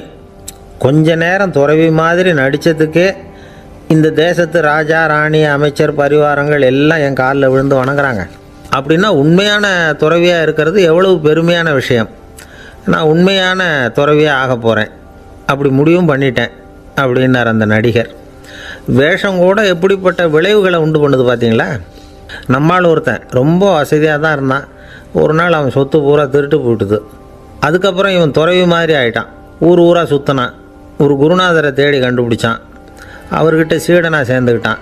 அவனை பார்த்து ஒருத்தர் கேட்டார், நீ உண்மையான சீடன் தானான்னு. இல்லைங்க, சீடன் மாதிரி நடிச்சுக்கிட்டு இருக்கிறேன் அப்படின்னா. அது குரு துரோகம் இல்லையா அப்படின்னு கேட்டார் அவர். இல்லைங்க, நான் பண்ணது குரு துரோகம் இல்லை, என் குரு பண்ணது தான் துரோகம். என்னுடைய பணத்தை கொள்ளையடித்தது இவர் தான். அதை எங்கே வச்சுருக்காருன்னு கண்டுபிடிக்கிறதுக்காக தான் இவர்கிட்ட வந்து சீடனாக சேர்ந்துருக்கிறேன் அப்படின்னா. ஒரு ஆள் இருந்தான், நிறைய பணம் சம்பாதிச்சான். ஆனால் செலவு பண்ண மனசு வரல, கருமி. அவன் என்ன பண்ணான், சேர்த்த பணம் பூராவையும் ஒரு மரத்தடியில் புதைச்சி வச்சுருந்தான். வாரத்துக்கு ஒரு தடவை அந்த மரத்தடிக்கு வருவான். புதைச்ச இடத்த ஆவலோடு பார்த்துக்கிட்டு இருப்பான். அதுக்கப்புறம் போயிடுவான். அவ்வளவுதான். ஒரு நாள் ஒரு திருடன் வந்தான். இவன் புதைச்சி வச்சுருந்ததெல்லாம் எடுத்துகிட்டு போட்டான். இது தெரிஞ்சு போச்சு. அந்த கருமி புலம்ப ஆரம்பிச்சிட்டான். இவன் புலம்பலை கேட்டதும் அக்கம் பக்கத்தில் இருந்தவங்கெல்லாம் ஓடி வந்தாங்க. என்ன விஷயம்னு விசாரித்தாங்க. இவன் சொன்னான். ஒரு பெரியவர் கேட்டார், ஏப்பா வாரம் வந்து இந்த இடத்த பார்க்குறதாக சொன்னியே, எப்போவாவது இதில் இருக்கிற பணத்தை எடுத்து செலவு பண்ணியிருக்கியா அப்படின்னு கேட்டார். நான் அப்பப்போ வந்து அதை பார்க்குறது தான் வழக்கம், அதை தொட்டதே இல்லைன்னு அவன்.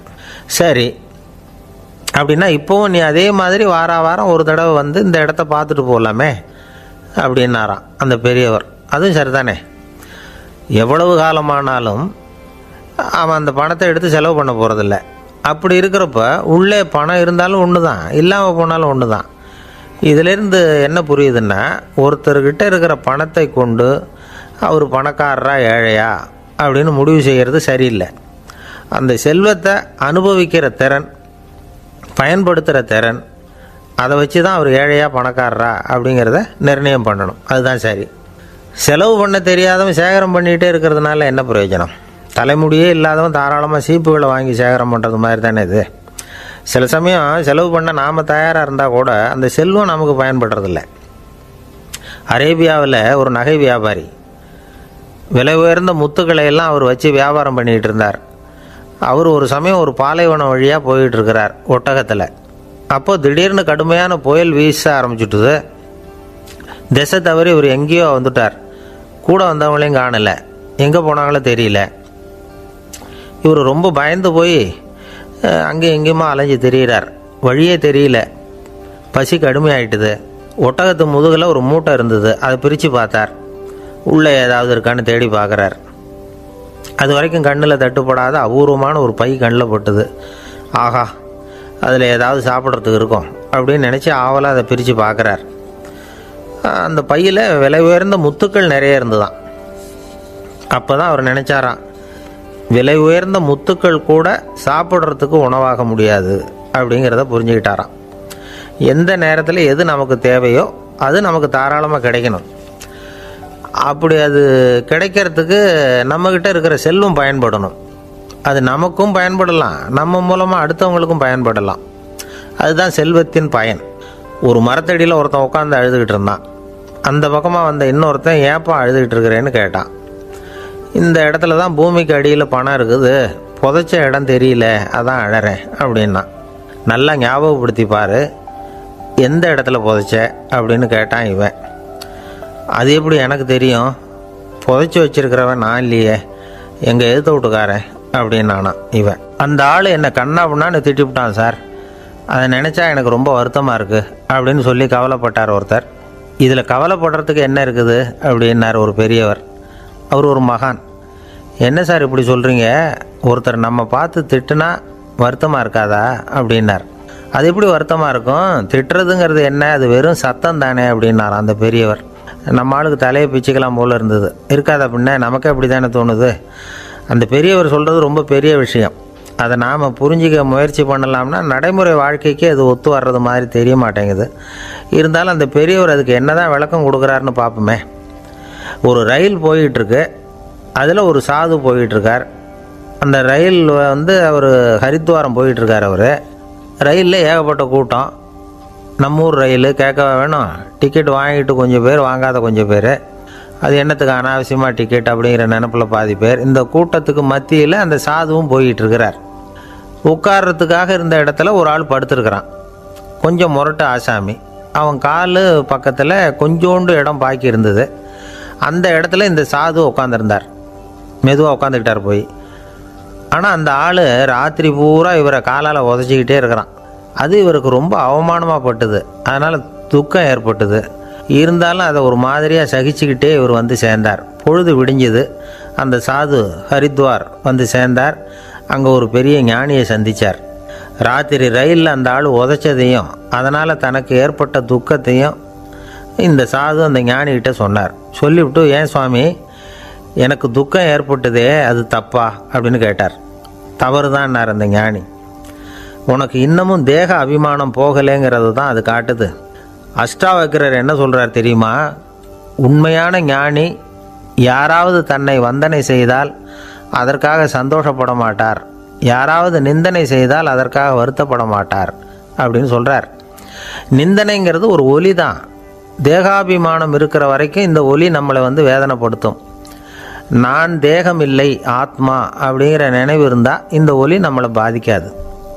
மனு என்ன சொல்கிறார் தெரியுமா? ஒரு சாதகன் பாராட்டுதலை விஷம்னு நினச்சி பயப்படணும், அவமானத்தை அமிர்தம்னு நினச்சி சந்தோஷப்படணுங்கிறார். அவமானப்பட்டால் கவலைப்படாமல் எப்படி இருக்க முடியும் அப்படின்னு தான் நமக்கு தோணும். அதனால தான் நம்மளில் யாரும் இதுக்கு உதாரணமாக யாரையும் காட்ட முடியல. புத்தரையும் கபீரையும் உதாரணமாக காட்டுறாங்க. அவங்களுக்கெல்லாம் அவமானம் ஏற்பட்டப்போ கவலையே படலையாம். புத்தரை அவமானப்படுத்தணுங்கிறதுக்காக கௌசாம்பி ராணி ஒரு இளம் பெண்ணை கொலை பண்ணி சடலத்தை புத்தர் குடிசைக்கு முன்னாடி போட சொன்னார். போட்டாங்க. புத்தர் தான் அந்த பொண்ணை கெடுத்து கொலை பண்ணிவிட்டாருன்னு எல்லாரும் நினச்சாங்க. ஆனால் புத்தர் இதை பற்றி கவலையே படலை. அப்புறமா உண்மை தெரிஞ்சதும் புத்தர் புகழ் இன்னும் அதிகமாயிட்டுது. ஒரு பெரிய சபையில் ஒரு மோசமான பொண்ணு நுழைஞ்சி தனக்கும் கபீருக்கும் சம்பந்தம் உண்டுன்னு சொன்னான். கபீர் கவலைப்படலை. அவங்க மாதிரியெல்லாம் நாமளும் இருக்க கற்றுக்கணும். நிந்தனை, அபகீர்த்தி, அவமானம் எல்லாம் ஆண்டவன் கொடுக்குற பிரசாதம்னு நினைக்கணும் அப்படின்னு சொல்கிறார் அந்த ஞானி. இதை கேட்ட இந்த காலத்து ஆசாமி ஒருத்தர், நான் கூட அப்படி தான் சார், யாராவது அவமானப்படுத்தினா கவலைப்பட மாட்டேன். நேற்று கூட ஒருத்தர் என்ன பலார்னு அரைஞ்சுட்டார், நான் கொஞ்சம் கூட கவலைப்படலை, பேசாமல் வந்துட்டேன்னார். ஏன் அப்படி வந்துட்டீங்க அப்படின்னு. அவர் அரைஞ்சதுலேயும் ஒரு அர்த்தம் இருந்தது, அதனால தான் அப்படி வந்துட்டேன்னார். ஏன் அரைஞ்சாருன்னு கேட்டேன். 10 வருஷத்துக்கு முன்னாடி 15 ரூபா அவர்கிட்ட கடன் வாங்கினேன், அதை கேட்டு கேட்டு பார்த்துட்டு கடைசியாக தான் அரைஞ்சார் அப்படின்னார். ஆண்டவனுடைய பிரசாதம் இவருக்கு அடிக்கடி கிடைக்கும் போல இருக்குது. ஒரு பல்கலைக்கழகம், அங்கே ஒரு இலக்கிய பேராசிரியர், அவர் பாடம் நடத்திக்கிட்டு இருந்தார். ராபர்ட் ப்ரௌனிங் எழுதிய கவிதைகளை பற்றி சொல்லிகிட்டு இருக்கிறார். மாணவர்களும் ரொம்ப அக்கறையாக அதை கேட்டுக்கிட்டு இருக்கிறாங்க. ஒரு குறிப்பிட்ட கவிதையை பற்றி சொல்லும் பொழுது அந்த பேராசிரியருக்கே ஒரு சந்தேகம். அதாவது அந்த கவிதையின் சரியான அர்த்தம் என்னங்கிறதுல சந்தேகம். பேராசிரியர் யோசனை பண்ணார். அந்த கவிதையை முழுசாக புரிஞ்சிக்க முடியல. அதனால் மாணவர்களை பார்த்து சொன்னார், மாணவர்களே, ஒரு நாள் பொறுத்துங்க, இந்த கவிதையை எழுதின கவிஞர் எங்கள் வீட்டுக்கு பக்கத்தில் தான் இருக்கிறார். இன்றைக்கி சாயந்தரம் நான் அவரை நேரிலேயே போய் பார்க்குறேன். பார்த்து இதுக்கு என்னங்க அர்த்தம்னு கேட்டுக்கிட்டு வந்துவிடுறேன். அதுக்கப்புறம் உங்ககிட்ட சொல்கிறேன் அப்படின்னாராம். அன்றைக்கி சாயந்தரமே அந்த பேராசிரியர் கவிஞரை தேடிக்கிட்டு போயிட்டார். கவிஞர் அவங்க வீட்டில் அவர் பாட்டு உட்காந்துருந்தாராம். இவர் போய் அவர் முன்னாடி உட்காந்தார். அப்புறம் கேட்டார், ஐயா, அந்த கவிதையின் முழு பொருள் என்னன்னு தெரிஞ்சுட்டு போகிறதுக்காக வந்திருக்கிறேன் அப்படின்னாராம். எந்த கவிதை அப்படின்னாராம் அவர். இவர் அந்த கவிதையை சொல்லியிருக்கார். கவிஞர் கொஞ்சம் யோசனை பண்ணிவிட்டு அப்புறம் சொன்னாராம், பேராசிரியரே, நீங்கள் கொஞ்சம் தாமதமாக வந்துட்டீங்கன்னாராம். இவருக்கு ஒன்றும் புரியல. நீங்கள் என்ன சொல்கிறீங்க? நான் தாமதமாக வந்துட்டேன்னா? நீங்கள் தான் உயிரோடு இருக்கிறீங்களே, அப்படி இருக்கும்பொழுது நான் தாமதமாக வந்துவிட்டேன்னா அது எப்படி அப்படின்னு இவர் குழம்பி இருக்கிறார். இப்போ கவிஞர் சொன்னாராம், ஐயா, நான் உயிரோடு இருக்கிறேன்னா இல்லையாங்கிறது முக்கியம் இல்லை. நான் அந்த கவிதை வரிகளை எழுதினப்போ 2 பேருக்கு அதோட அர்த்தம் தெரிஞ்சிருந்தது. இப்போ ஒரே ஒருத்தருக்கு தான் அதோட அர்த்தம் தெரியும் அப்படின்னாராம். பேராசிரியர் யோசனை பண்ணியிருக்கார். அப்படின்னா அந்த ஒருத்தர் கவிஞர் ராபர்ட் ப்ரௌனிங்கை தவிர வேறு யாராக இருக்க முடியும்? இவர் தான் அப்படிங்கிறத அவர் மனசில் நினச்சிக்கிட்டார். அதனால் சொன்னார், ஐயா நான் தாமதமாக வரல, அந்த கவிதையின் பொருள் என்ன அது சொல்லுங்கன்னார். பேராசிரியரே, நான் சொல்கிறது உங்களுக்கு புரியலன்னு நினைக்கிறேன். நான் இந்த வரிகள் எழுதினப்போ 2 பேருக்கு அதோட அர்த்தம் தெரிஞ்சிருந்தது. அந்த 2 பேர் யாருன்னா, ஒருத்தர் ராபர்ட் ப்ரௌனிங், அதாவது நான், இன்னொருத்தர் கடவுள். இப்போ அது கடவுளுக்கு மட்டும்தான் தெரியும். நானே இதை பற்றி பல தடவை யோசனை பண்ணி பார்த்தேன். இது ரொம்ப அழகானது, ஆனாலும் ரொம்ப வழுக்கலானது. அதை பிடிச்சிட்டோம்னு நினச்சிக்கிட்டு இருக்கும் பொழுதே காற்று மாதிரி அது உங்ககிட்ட இருந்து ஓடி போயிடுது. எனக்கு ரொம்பவும் வருத்தமாக தான் இருக்குது. நிச்சயமாக நான் தான் இந்த வரிகளை எழுதியிருக்கிறேன். அதில் அர்த்தம் இருக்குங்கிறது எனக்கு தெரியும், அதை நான் உணர்றேன். ஆனால் நீங்கள் என்னை மன்னிக்கணும். எனக்கே கூட அதை என்னால் விளக்க முடியல. அப்படி இருக்கும் பொழுது உங்களுக்கு எப்படி அதை நான் விளக்க முடியும் அப்படின்னாரா அந்த கவிஞர்.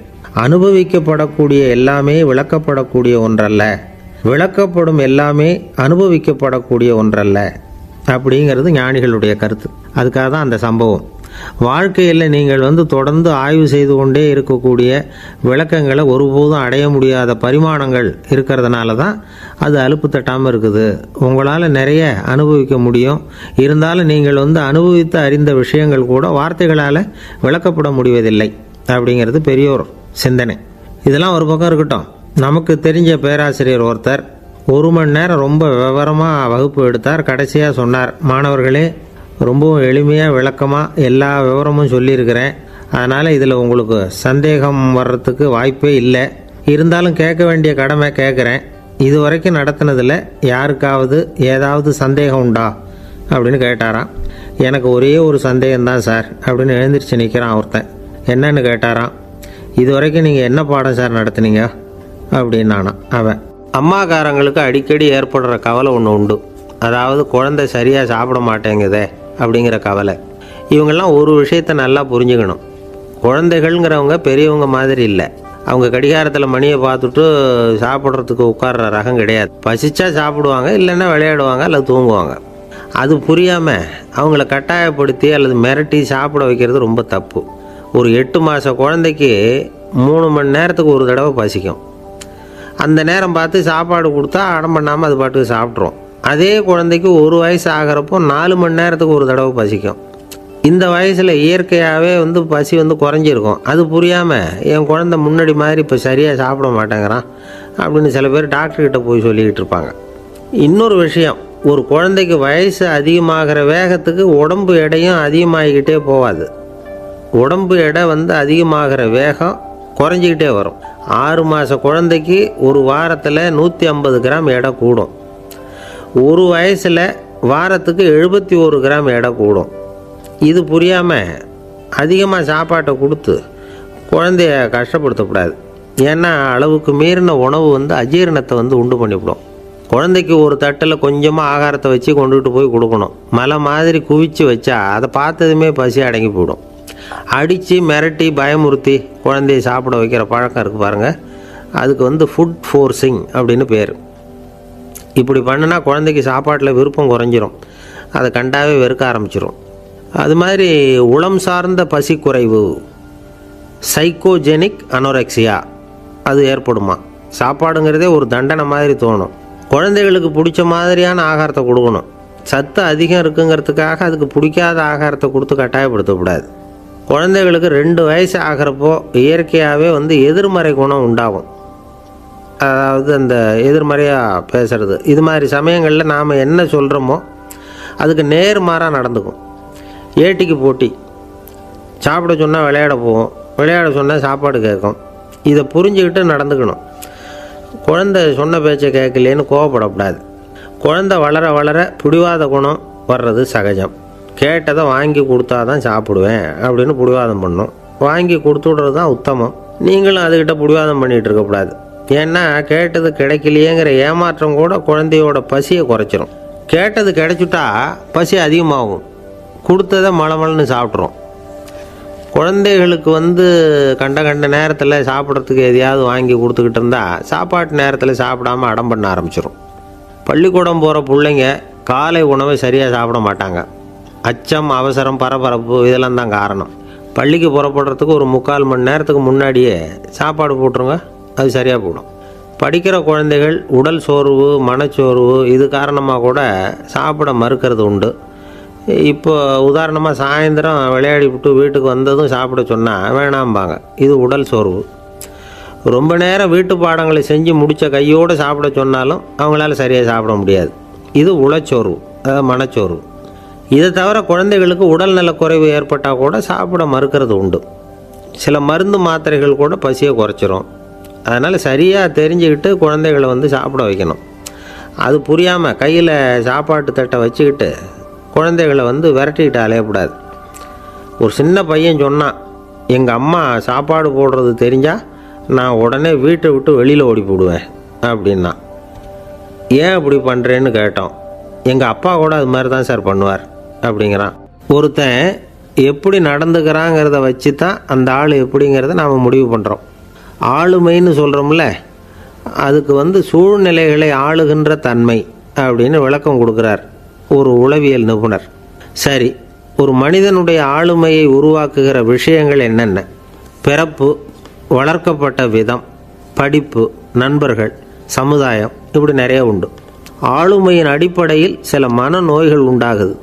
அதெல்லாம் என்னென்னங்கிறத தெரிஞ்சு வச்சுக்கிட்டோம்னா நம்ம கூட இருக்கிறவங்கள அடையாளம் கண்டுபிடிக்கிறதுக்கு அது ரொம்ப உபயோகமாக இருக்கும்.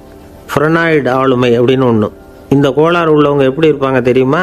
அதிக உணர்ச்சி, சந்தேகம், பொறாமை இதெல்லாம் அதிகமாக இருக்கும். வளைஞ்சு கொடுக்க மாட்டாங்க. அடுத்தவங்களோட இணக்கமான உறவு இருக்காது. அவங்க செய்கிற தப்புக்கெல்லாம் அடுத்தவங்களை குறை சொல்லிகிட்டு இருப்பாங்க. இது ஒரு ரகம். அடுத்தது ஸ்கிசாய்டு ஆளுமை அப்படின்னு சொல்கிறாங்க. இந்த கோளாறு உள்ளவங்க அடுத்தவங்களோட பழக கூச்சப்படுவாங்க. சின்ன வயசுலேயே இது ஆரம்பமாயிடுது. பகல் கனவுலேயே சஞ்சரிப்பாங்க. அவங்களுடைய விரோதம், கோபம் இதை கூட வெளியில் காட்டிக்க முடியாமல் இருப்பாங்க. இவங்களுக்கு அகமுகம், பிரச்சனைகள்லேருந்து ஒதுங்கி எதுலேயும் ஈடுபாடு இல்லாதவங்களாக இருப்பாங்க. இப்படி ஒரு ரகம். அடுத்தது சைக்ளோதமிக் ஆளுமை அப்படின்னு சொல்கிறாங்க. அது என்னென்னா, உணர்ச்சிகளில் ஏற்றத்தாழ்வு அதிகமாக இருக்குமா.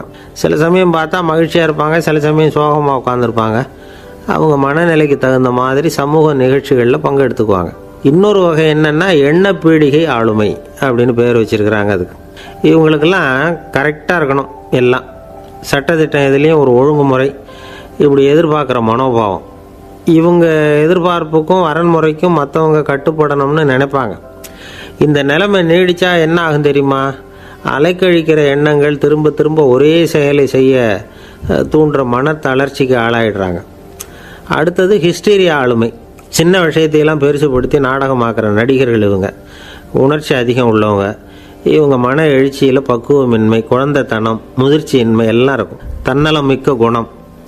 பிறர் தன்னை மட்டுமே கவனிக்கணும்னு நினச்சி செயல்படுறது, இதெல்லாம் இவங்க அடையாளம். அடுத்த ரகம் எப்படின்னா வளர்ச்சியற்ற ஆளுமைன்னு சொல்கிறாங்க.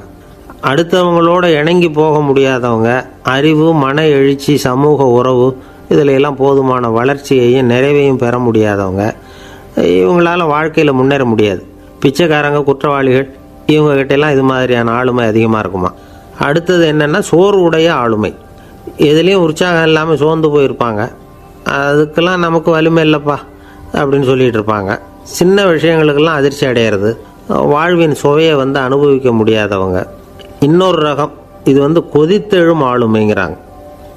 எதுக்கு எடுத்தாலும் ஆத்திரம், குரோதம், வன் செயல் இதிலெல்லாம் ஈடுபாடு, இப்படி உள்ளவங்க. நத்தை வகை ஆளுமை அப்படின்னு ஒன்று. அடுத்தவங்க மேலே விரோதம் இருக்கும், அடிக்கணுங்கிற எண்ணம் இருக்கும்.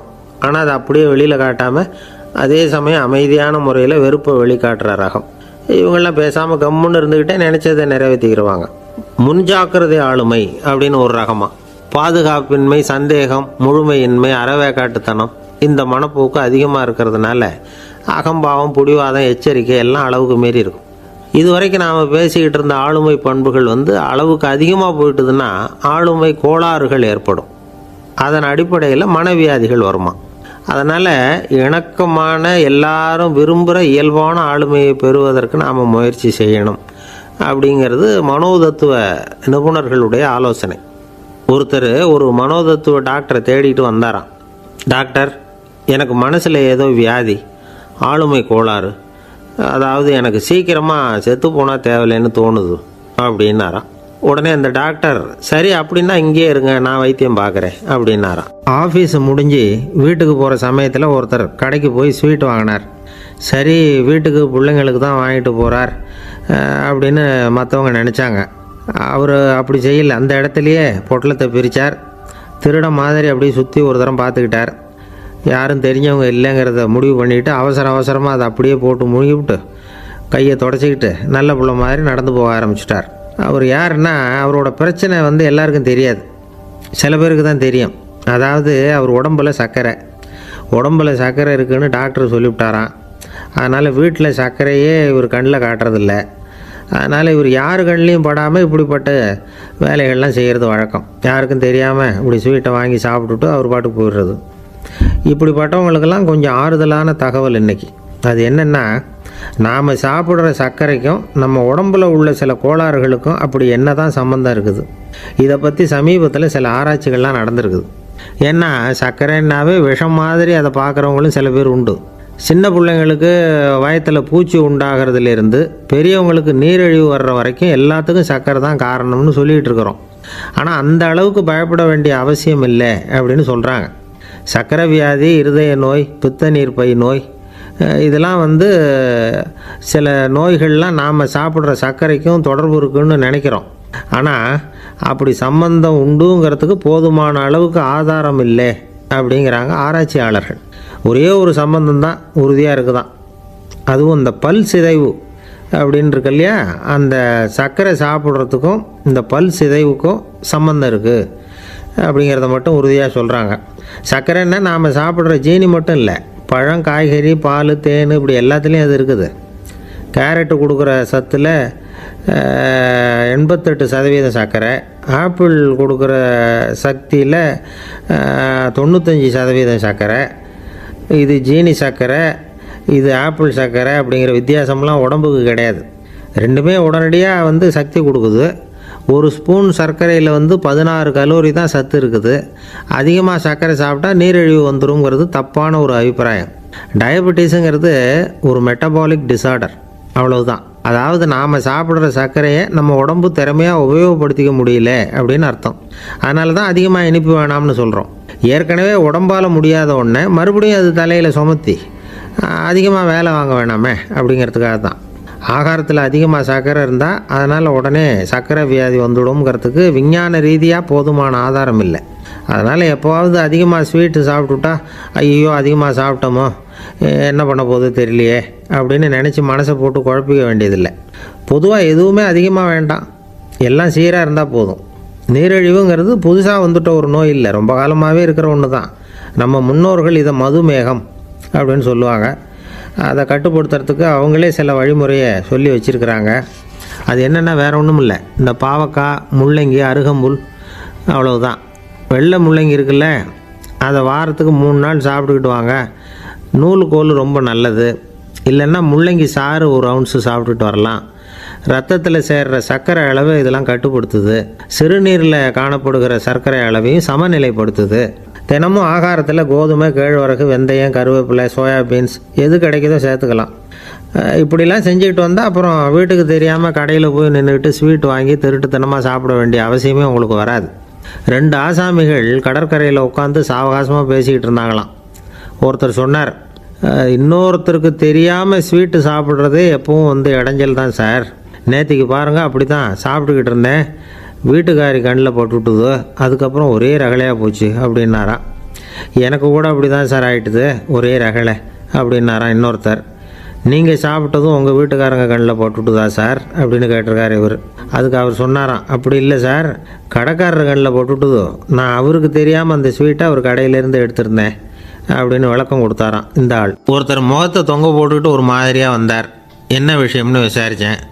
என்னுடைய நண்பன் ஒருத்தங்கிட்ட கருத்து வேறுபாடு, இனிமேல் நமக்குள்ளே எந்த சம்மந்தமும் வேணாம்னு நட்பை முறிச்சிட்டு வந்துட்டேன்னா. நண்பர்கள்னு இருந்தால் கருத்து வேறுபாடு வரத்தான் செய்யும்னு.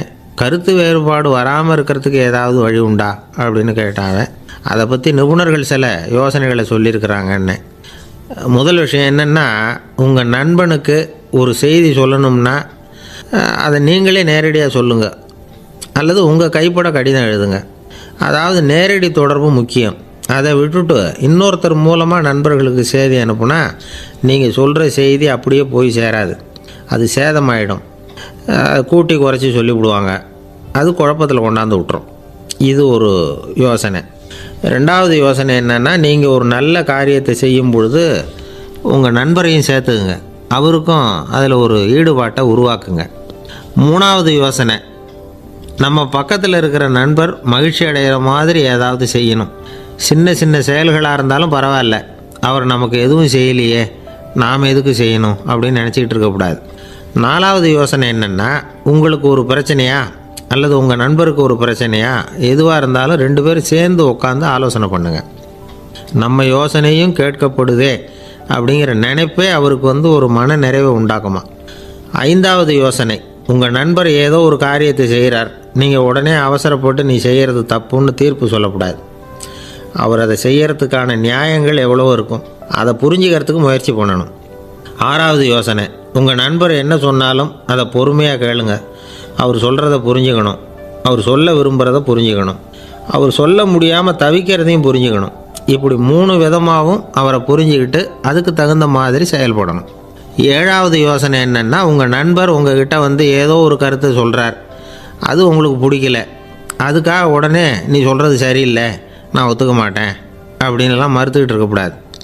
அவர் சொல்கிறத கேட்கணும், பொறுமையாக சிந்திக்கணும், அதுக்கப்புறம் பதில் சொல்லணும்.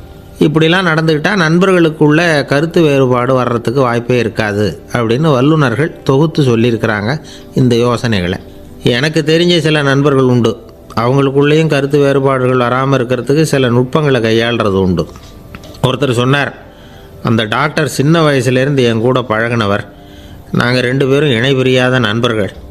இருந்தாலும் எனக்கு உடம்பு சரியில்லைன்னா நான் அவர்கிட்ட வைத்தியம் பார்த்துக்க மாட்டேன் அப்படின்னார் ஒருத்தர்.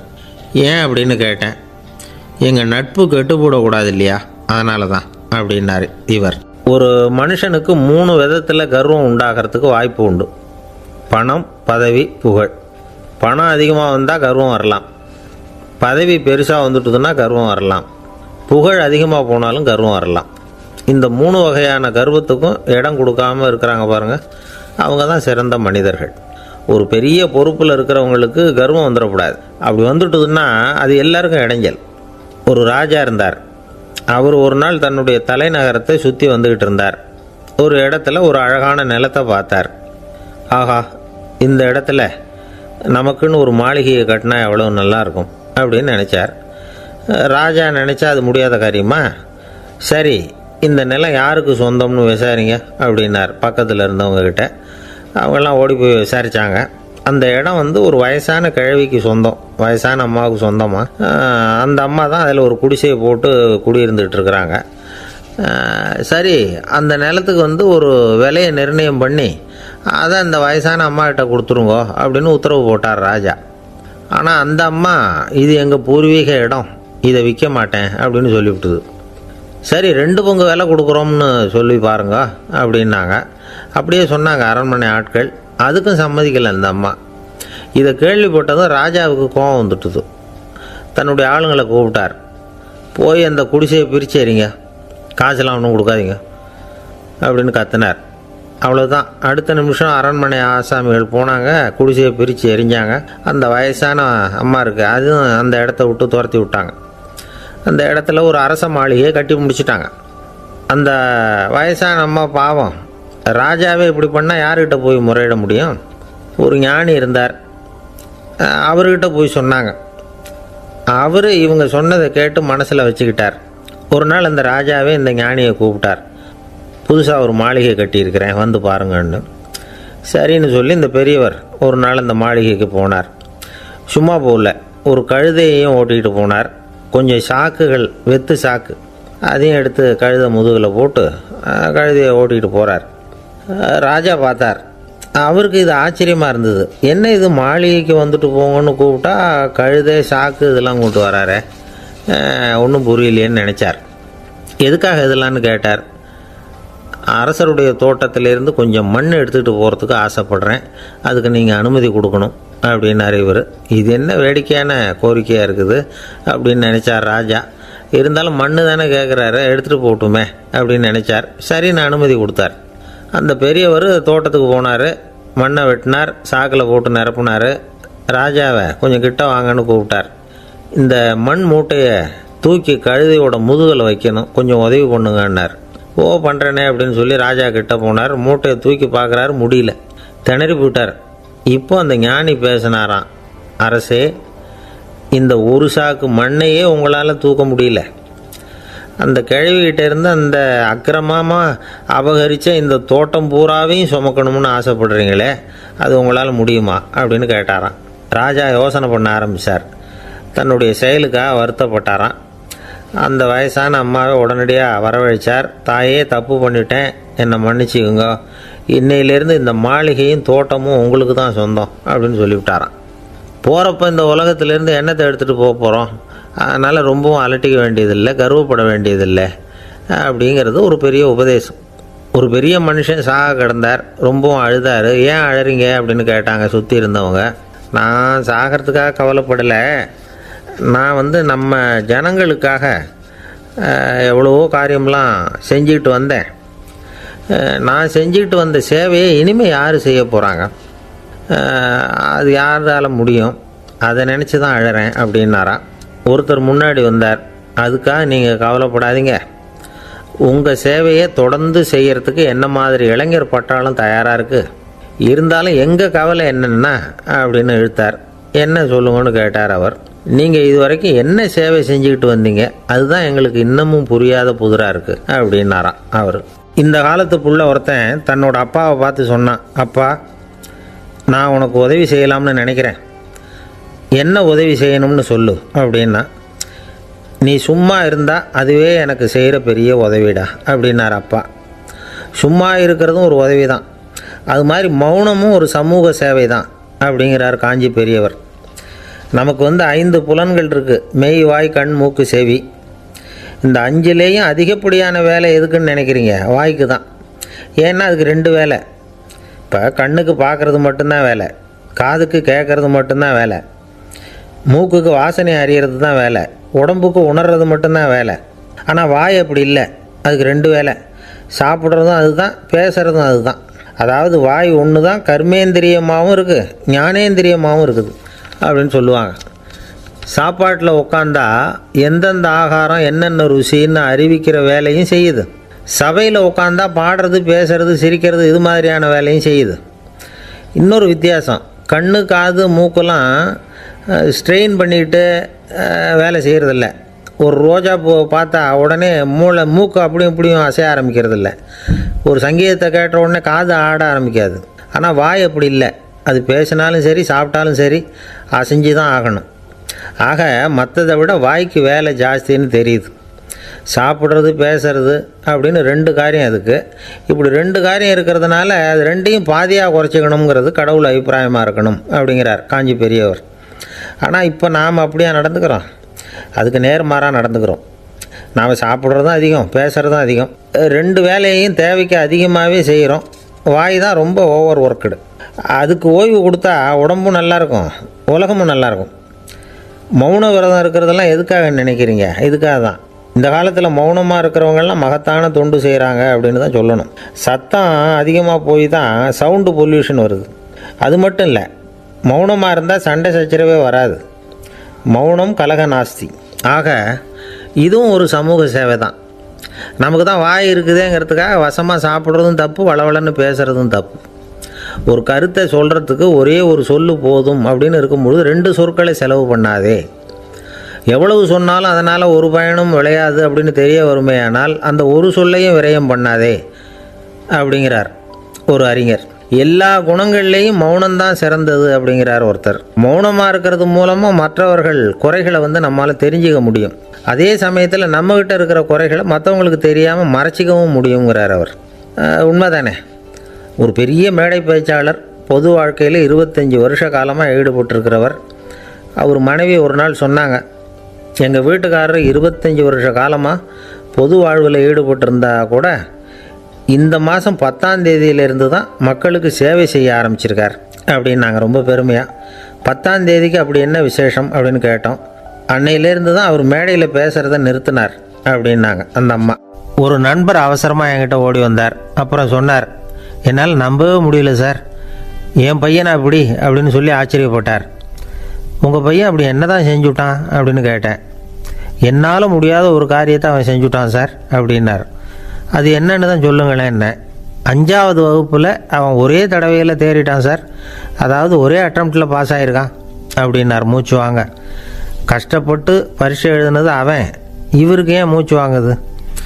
நம்மால் செய்ய முடியாத ஒரு காரியத்தை இன்னொருத்தர் செய்யும் பொழுது அது நமக்கு ஆச்சரியமாக இருக்குது. சர்க்கஸ் பார்க்குறோம், ஒருத்தர் அந்த இடத்துல தொங்குறார், அது நமக்கு ஆச்சரியம். ஏன்னா அது நம்மால் முடியாத காரியம். நம்மால் முடியாத ஒன்றை அடுத்தவர் எளிதாக செய்யும் பொழுது நாம் மருள்வது இயற்கை. இதை தான் தொல்காப்பியம் மருட்கை அப்படின்னு சொல்லுது. இந்த வியப்பு இருக்குதே, இது 4 வகையில் ஏற்படுறதாக தொல்காப்பியம் சொல்லுது. அது என்ன 4 வகை? முதல் வகை எப்படின்னா புதுமையான அரிய செயல்களை செய்கிறது. 2வது வகை என்னென்னா பெரும் செயல்களை செய்கிறது. 3வது வகை என்னென்னா மிக நுட்பமான செயல்களை செய்கிறது. 4வது வகை என்னென்னா ஆக்கம் தரும் செயல்களை செய்கிறது.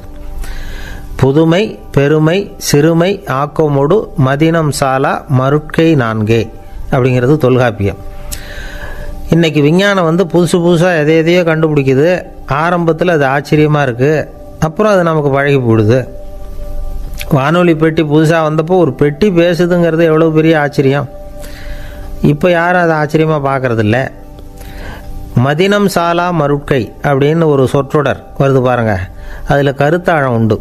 எதை பற்றியும் போதுமான அளவு புரிந்து கொள்ளாத போது ஒருத்தர் ஆச்சரியப்படுறார். புரிந்து கொண்ட பிறகு ஆச்சரியம் மறைஞ்சு போடுது. மிக நுட்பமான செயல்களும் நம்ம ஆச்சரியப்பட வைக்கும். ஒரு அரிசியில் ஒரு திருக்குறள் எழுதி காட்டுறாங்க, ஒரு முட்டை ஓட்டுக்குள்ளே ஓவியம் தீட்டி காட்டுறாங்க.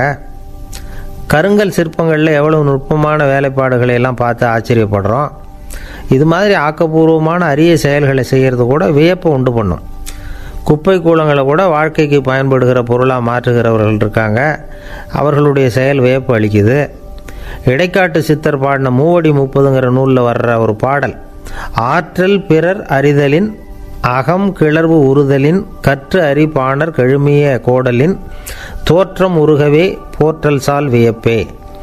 ஒருத்தருடைய ஆற்றல் தெரியாமல் இருந்தது, அவருடைய அரிய செயலை பார்க்கும் பொழுது வியப்பாக இருந்தது, மனசுக்குள்ள கிளர்ச்சி.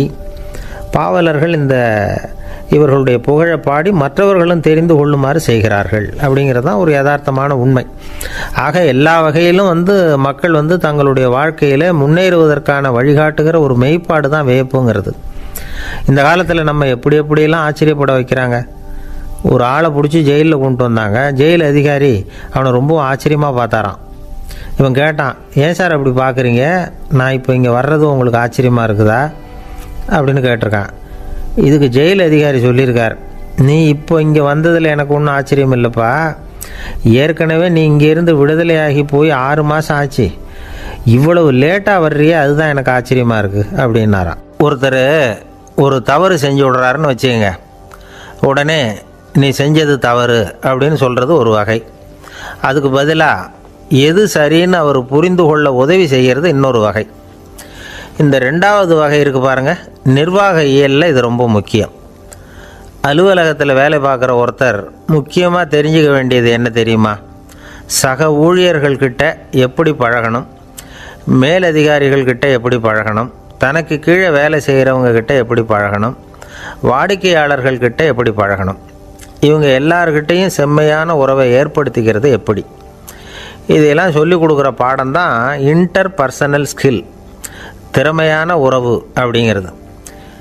எந்த வேலையில் இருந்தாலும் சரி, இந்த உறவுகளை வளர்க்கும் திறன் உள்ளவங்க சீக்கிரம் முன்னுக்கு வந்துடுறாங்க. மற்றவங்க கிட்ட உறவை பலப்படுத்திக்கிறது எப்படி அப்படின்னு தெரிஞ்சுக்கிட்டோம்னா எந்த ஒரு தடையையும் சுலபமாக தாண்டி செய்கிற தொழிலில் முன்னுக்கு வந்துடலாம். ஹார்வர்டு பல்கலைக்கழகத்தில் ஒரு கணக்கெடுப்பு பண்ணி பார்த்தாங்களாம். பார்க்குற வேலையில் எது மாதிரி குணாதிசயம் உள்ளவங்க வேகமாக முன்னுக்கு வர்றாங்க அப்படின்னு தெரிஞ்சுக்கிறதுக்காக இந்த கணக்கெடுப்பு. வெவ்வேறு துறையில் வேகமாக முன்னுக்கு வந்திருக்கிற பல பேரை சந்தித்து இந்த சர்வேயை நடத்தியிருக்கிறாங்க. அவங்க கண்டுபிடிச்சி சொல்லியிருக்கிற உண்மை என்ன தெரியுமா?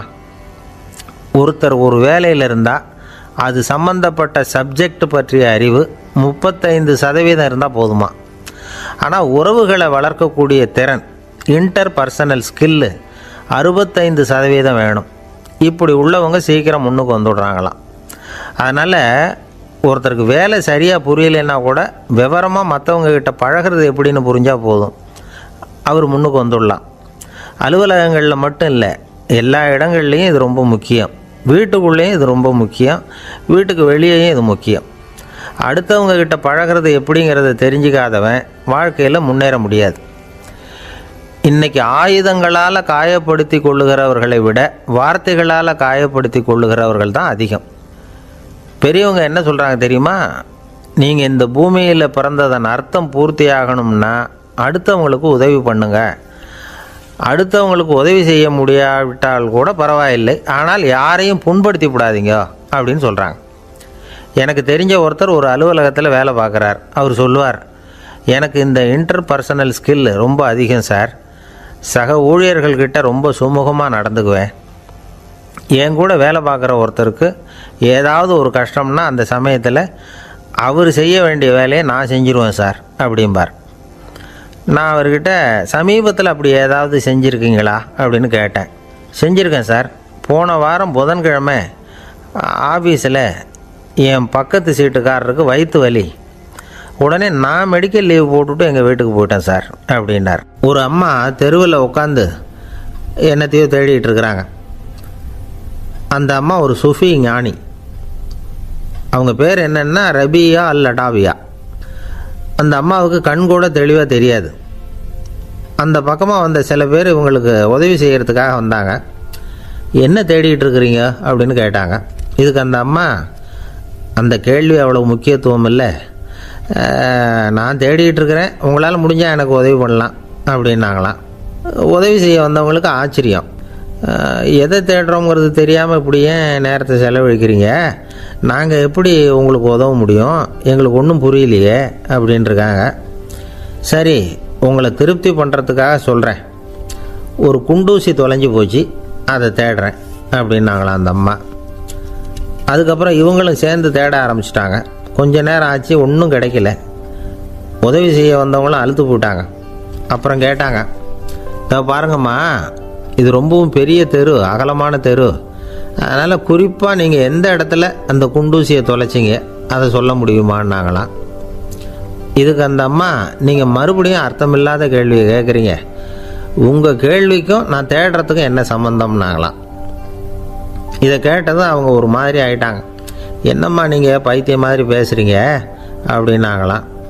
சரி, உங்களை மறுபடியும் திருப்திப்படுத்துறதுக்காக சொல்கிறேன்.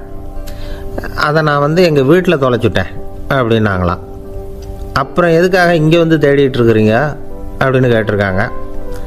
ஏன்னா இங்கே தான் வெளிச்சம் அதிகமாக இருக்குது, அங்கே வீட்டுக்குள்ளே இருட்டாக இருக்குது, அதனால் இங்கே தேடுறேன். வெளிச்சம் உள்ள இடத்துல தானே தேட முடியும் அப்படின்னாங்களாம் அந்த ஞானி. இந்த கதைக்கு என்ன அர்த்தங்கிறத பெரியவங்க சொல்கிறாங்க. அதாவது இந்த தேடுதல்ங்கிறது ஒரு வியாதி. அது நம்ம சதா அலைய வைக்கும், பைத்தியமாக மாற்றுறதுக்கு முயற்சி பண்ணோம். ஒரு காலம் அது நிறைவு அடையவே அடையாது. வாழ்வுங்கிறது ஒரு புரிந்து கொள்ள முடியாத சதா ஏங்கி கொண்டிருக்கிற ஒரு செயல். அதுக்கு ஆரம்பமும் இல்லை, முடிவும் கிடையாது. எதையோ தேடணும் அப்படிங்கிற உந்துதல் நமக்குள்ளே இருக்கும், ஆனால் குறிப்பாக எதை தேடிட்டு இருக்கிறோம் அப்படிங்கிறது புரியாது. அப்படி ஏதாவது ஒன்றை தேடி அடைஞ்சிடுறோம்னு வச்சுங்க, உடனே ஒரு அதிருப்தி வந்துடும். அதனால் வாழ்க்கைங்கிறது சலிப்பு நிறைந்தது அப்படிங்கிற எண்ணத்தை உண்டாக்கிக்கிறோம். ஒன்று அடைஞ்சதுக்கு அப்புறம் இன்னொன்று தேட ஆரம்பிச்சிருவோம்.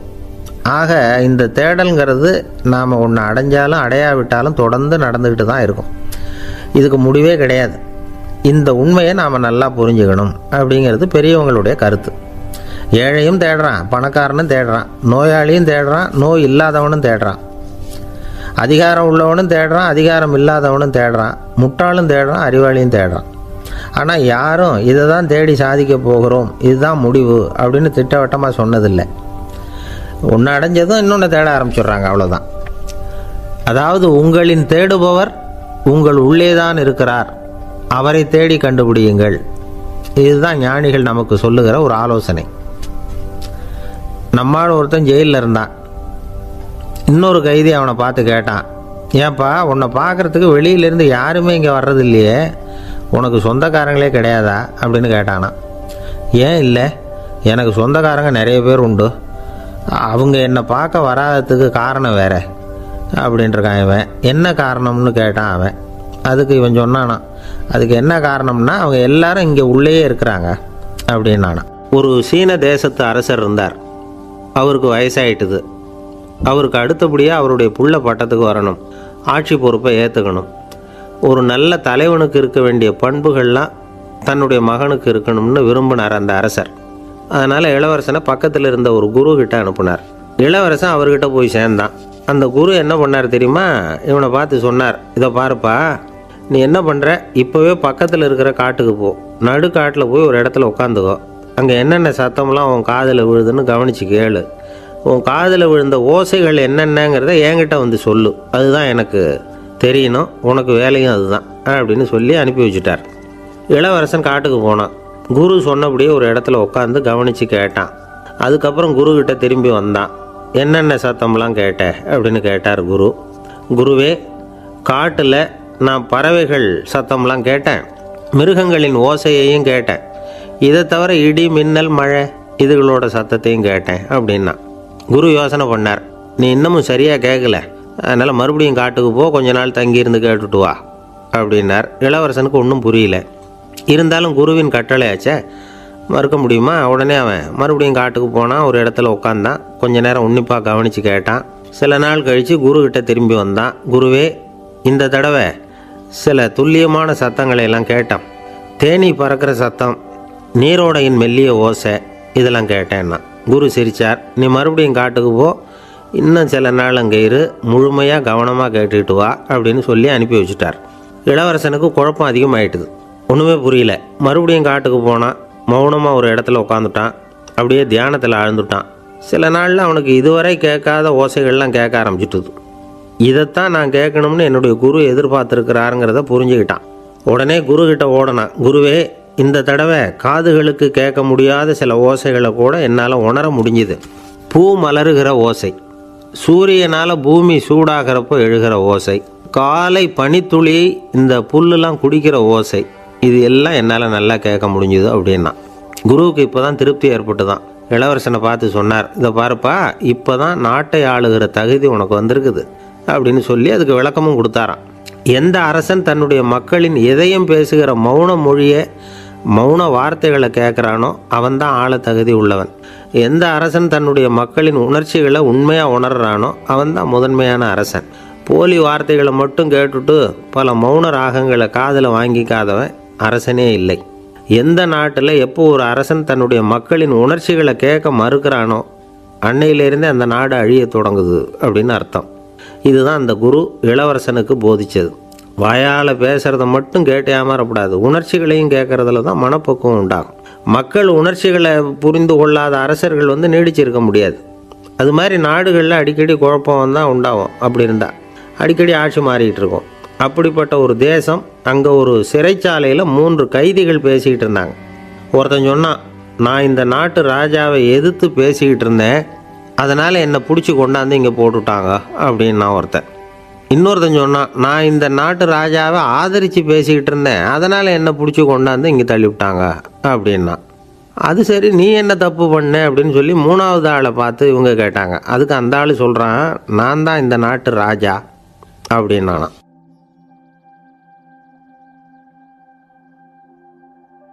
ஒரு விவசாயி விதைக்கிறதுக்காக வயல்வெளி பக்கம் போகிறார். விதைகளை அள்ளி வீசினார். அப்போ என்ன ஆச்சுன்னா, சில விதைகள் பாதை ஓரத்தில் விழுந்தது, சில விதைகள் முள் செடிகள் மண்டி இருந்த புதருக்கு இடையில் விழுந்தது, சில விதைகள் நல்ல நிலத்தில் விழுந்தது. பாதை ஓரத்தில் விழுந்த விதை என்ன ஆச்சுன்னா, அதெல்லாம் பறவைகள் கண்ணில் போட்டுவிட்டுது. உடனே உட்காந்து கொத்தி தின்னுட்டு போட்டுது. அதிகமாக மண் இல்லாத பாறை பகுதியில் விழுந்த விதையெல்லாம் லேசாக வேர் விட்டு முளைக்க ஆரம்பிச்சிது. அதுக்கப்புறம் வேர் கீழேயும் ஆழமாக போக முடியல, மேலேயும் சூரிய வெப்பம் அதிகம் தாங்க முடியல, எல்லாம் காஞ்சி கருகி போட்டுது. புதர் பகுதியில் சில விதைகள் விழுந்தது இல்லையா, முள் செடிகள் காடாக மண்டி போயிருந்தது. அதனால் முளைச்சி வர்ற செடிக்கு நெருக்கடி அதிகமாக போட்டுது, சரியாக வளர முடியல, விளைச்சலும் சரியாக இல்லை. நல்ல நிலத்தில் விழுந்த விதைகள் மட்டும் நல்லா முளைச்சிது, நல்லா வளர்ந்தது, விளைச்சலும் பிரமாதமாக இருந்தது. இந்த கதையை சொல்லிவிட்டு கேட்க செவியுள்ளோர் கேட்கட்டும் அப்படிங்கிறார் இயேசு பெருமான். ஆமாம், இயேசு கடலில் நின்ற படகு ஒன்றில் உட்காந்துருக்கிறார். கடற்கரையில் ஏராளமான மக்கள் உட்காந்துருக்கிறாங்க. அந்த சமயத்தில் தான் இயேசு ஓமைகள் மூலமாக மக்களுக்கு பல உண்மைகளை சொல்லிகிட்டு இருக்கிறார். மக்கள் அந்த கதையை கேட்டுட்டு ஒன்றும் புரியாமல் முழிக்கிறாங்க. அதை கவனித்த இயேசு அந்த ஓமையை விளக்க ஆரம்பித்தார். இதில் அந்த விதைக்கிறவர் தான் இறைவன். அவருடைய வார்த்தைகளை விதைக்கிறார். அந்த வார்த்தைகளை கேட்கிற மக்கள் அந்த விழுந்த விதைகள் மாதிரி 4 வகையானவர்கள். சில பேர் பாதை ஓரத்தில் விழுந்த விதைகள் மாதிரி. இறைவன் வார்த்தைகளை அவங்க கேட்குறாங்க, ஆனால் தீய எண்ணங்கள் செய்கைகள் மூலமாக விதைக்கப்பட்ட வார்த்தைகள் அழிஞ்சு போடுது. இறைவன் வார்த்தைகளை கேட்ட உடனே மகிழ்ந்து போய் உடனே சில பேர் அதை ஏற்றுக்கிறாங்க. இவங்கெல்லாம் அந்த பாறை பகுதியில் விழுந்த விதைகள் மாதிரி. அதனால் இவங்கெல்லாம் வேறு இல்லாதவங்க. கொஞ்ச காலத்துக்கு இறை வார்த்தைகளுக்கு கீழ்ப்படிந்து நடப்பாங்க. அதனால் ஏதாவது இடைஞ்சல் ஏற்பட்டால் உடனே தடுமாறுவாங்க. தங்கள்கிட்ட இருக்கிற நல்ல பண்புகளை விட்டுட்டு பாவ வழிகளுக்கு போயிடுவாங்க. முள் செடிகளுக்கு இடையில் விழுந்த விதைகள் மாதிரி உள்ளவங்க யாருன்னா, இவங்களுக்கு உலக கவலை உண்டு, செல்வத்தின் மீது மயக்கம் உடையவர்கள். உலக ஆசைகள் இவங்களுக்குள்ளே பூந்துடுறதுனால அங்கே இருக்கிற நல்ல பண்புகள் மறைஞ்சு போயிடுது. அதனால் அவங்களும் உபயோகம் இல்லாதவங்களாக ஆயிடுறாங்க. நல்ல மனிதர்கள் நல்ல நிலத்தில் விழுந்த விதைகளுக்கு ஒப்பானவர்கள். இவங்க இறை வார்த்தையை கேட்குறாங்க, அதை ஏற்றுக்கிறாங்க, அவங்களும் நல்லபடியாக வாழுறாங்க.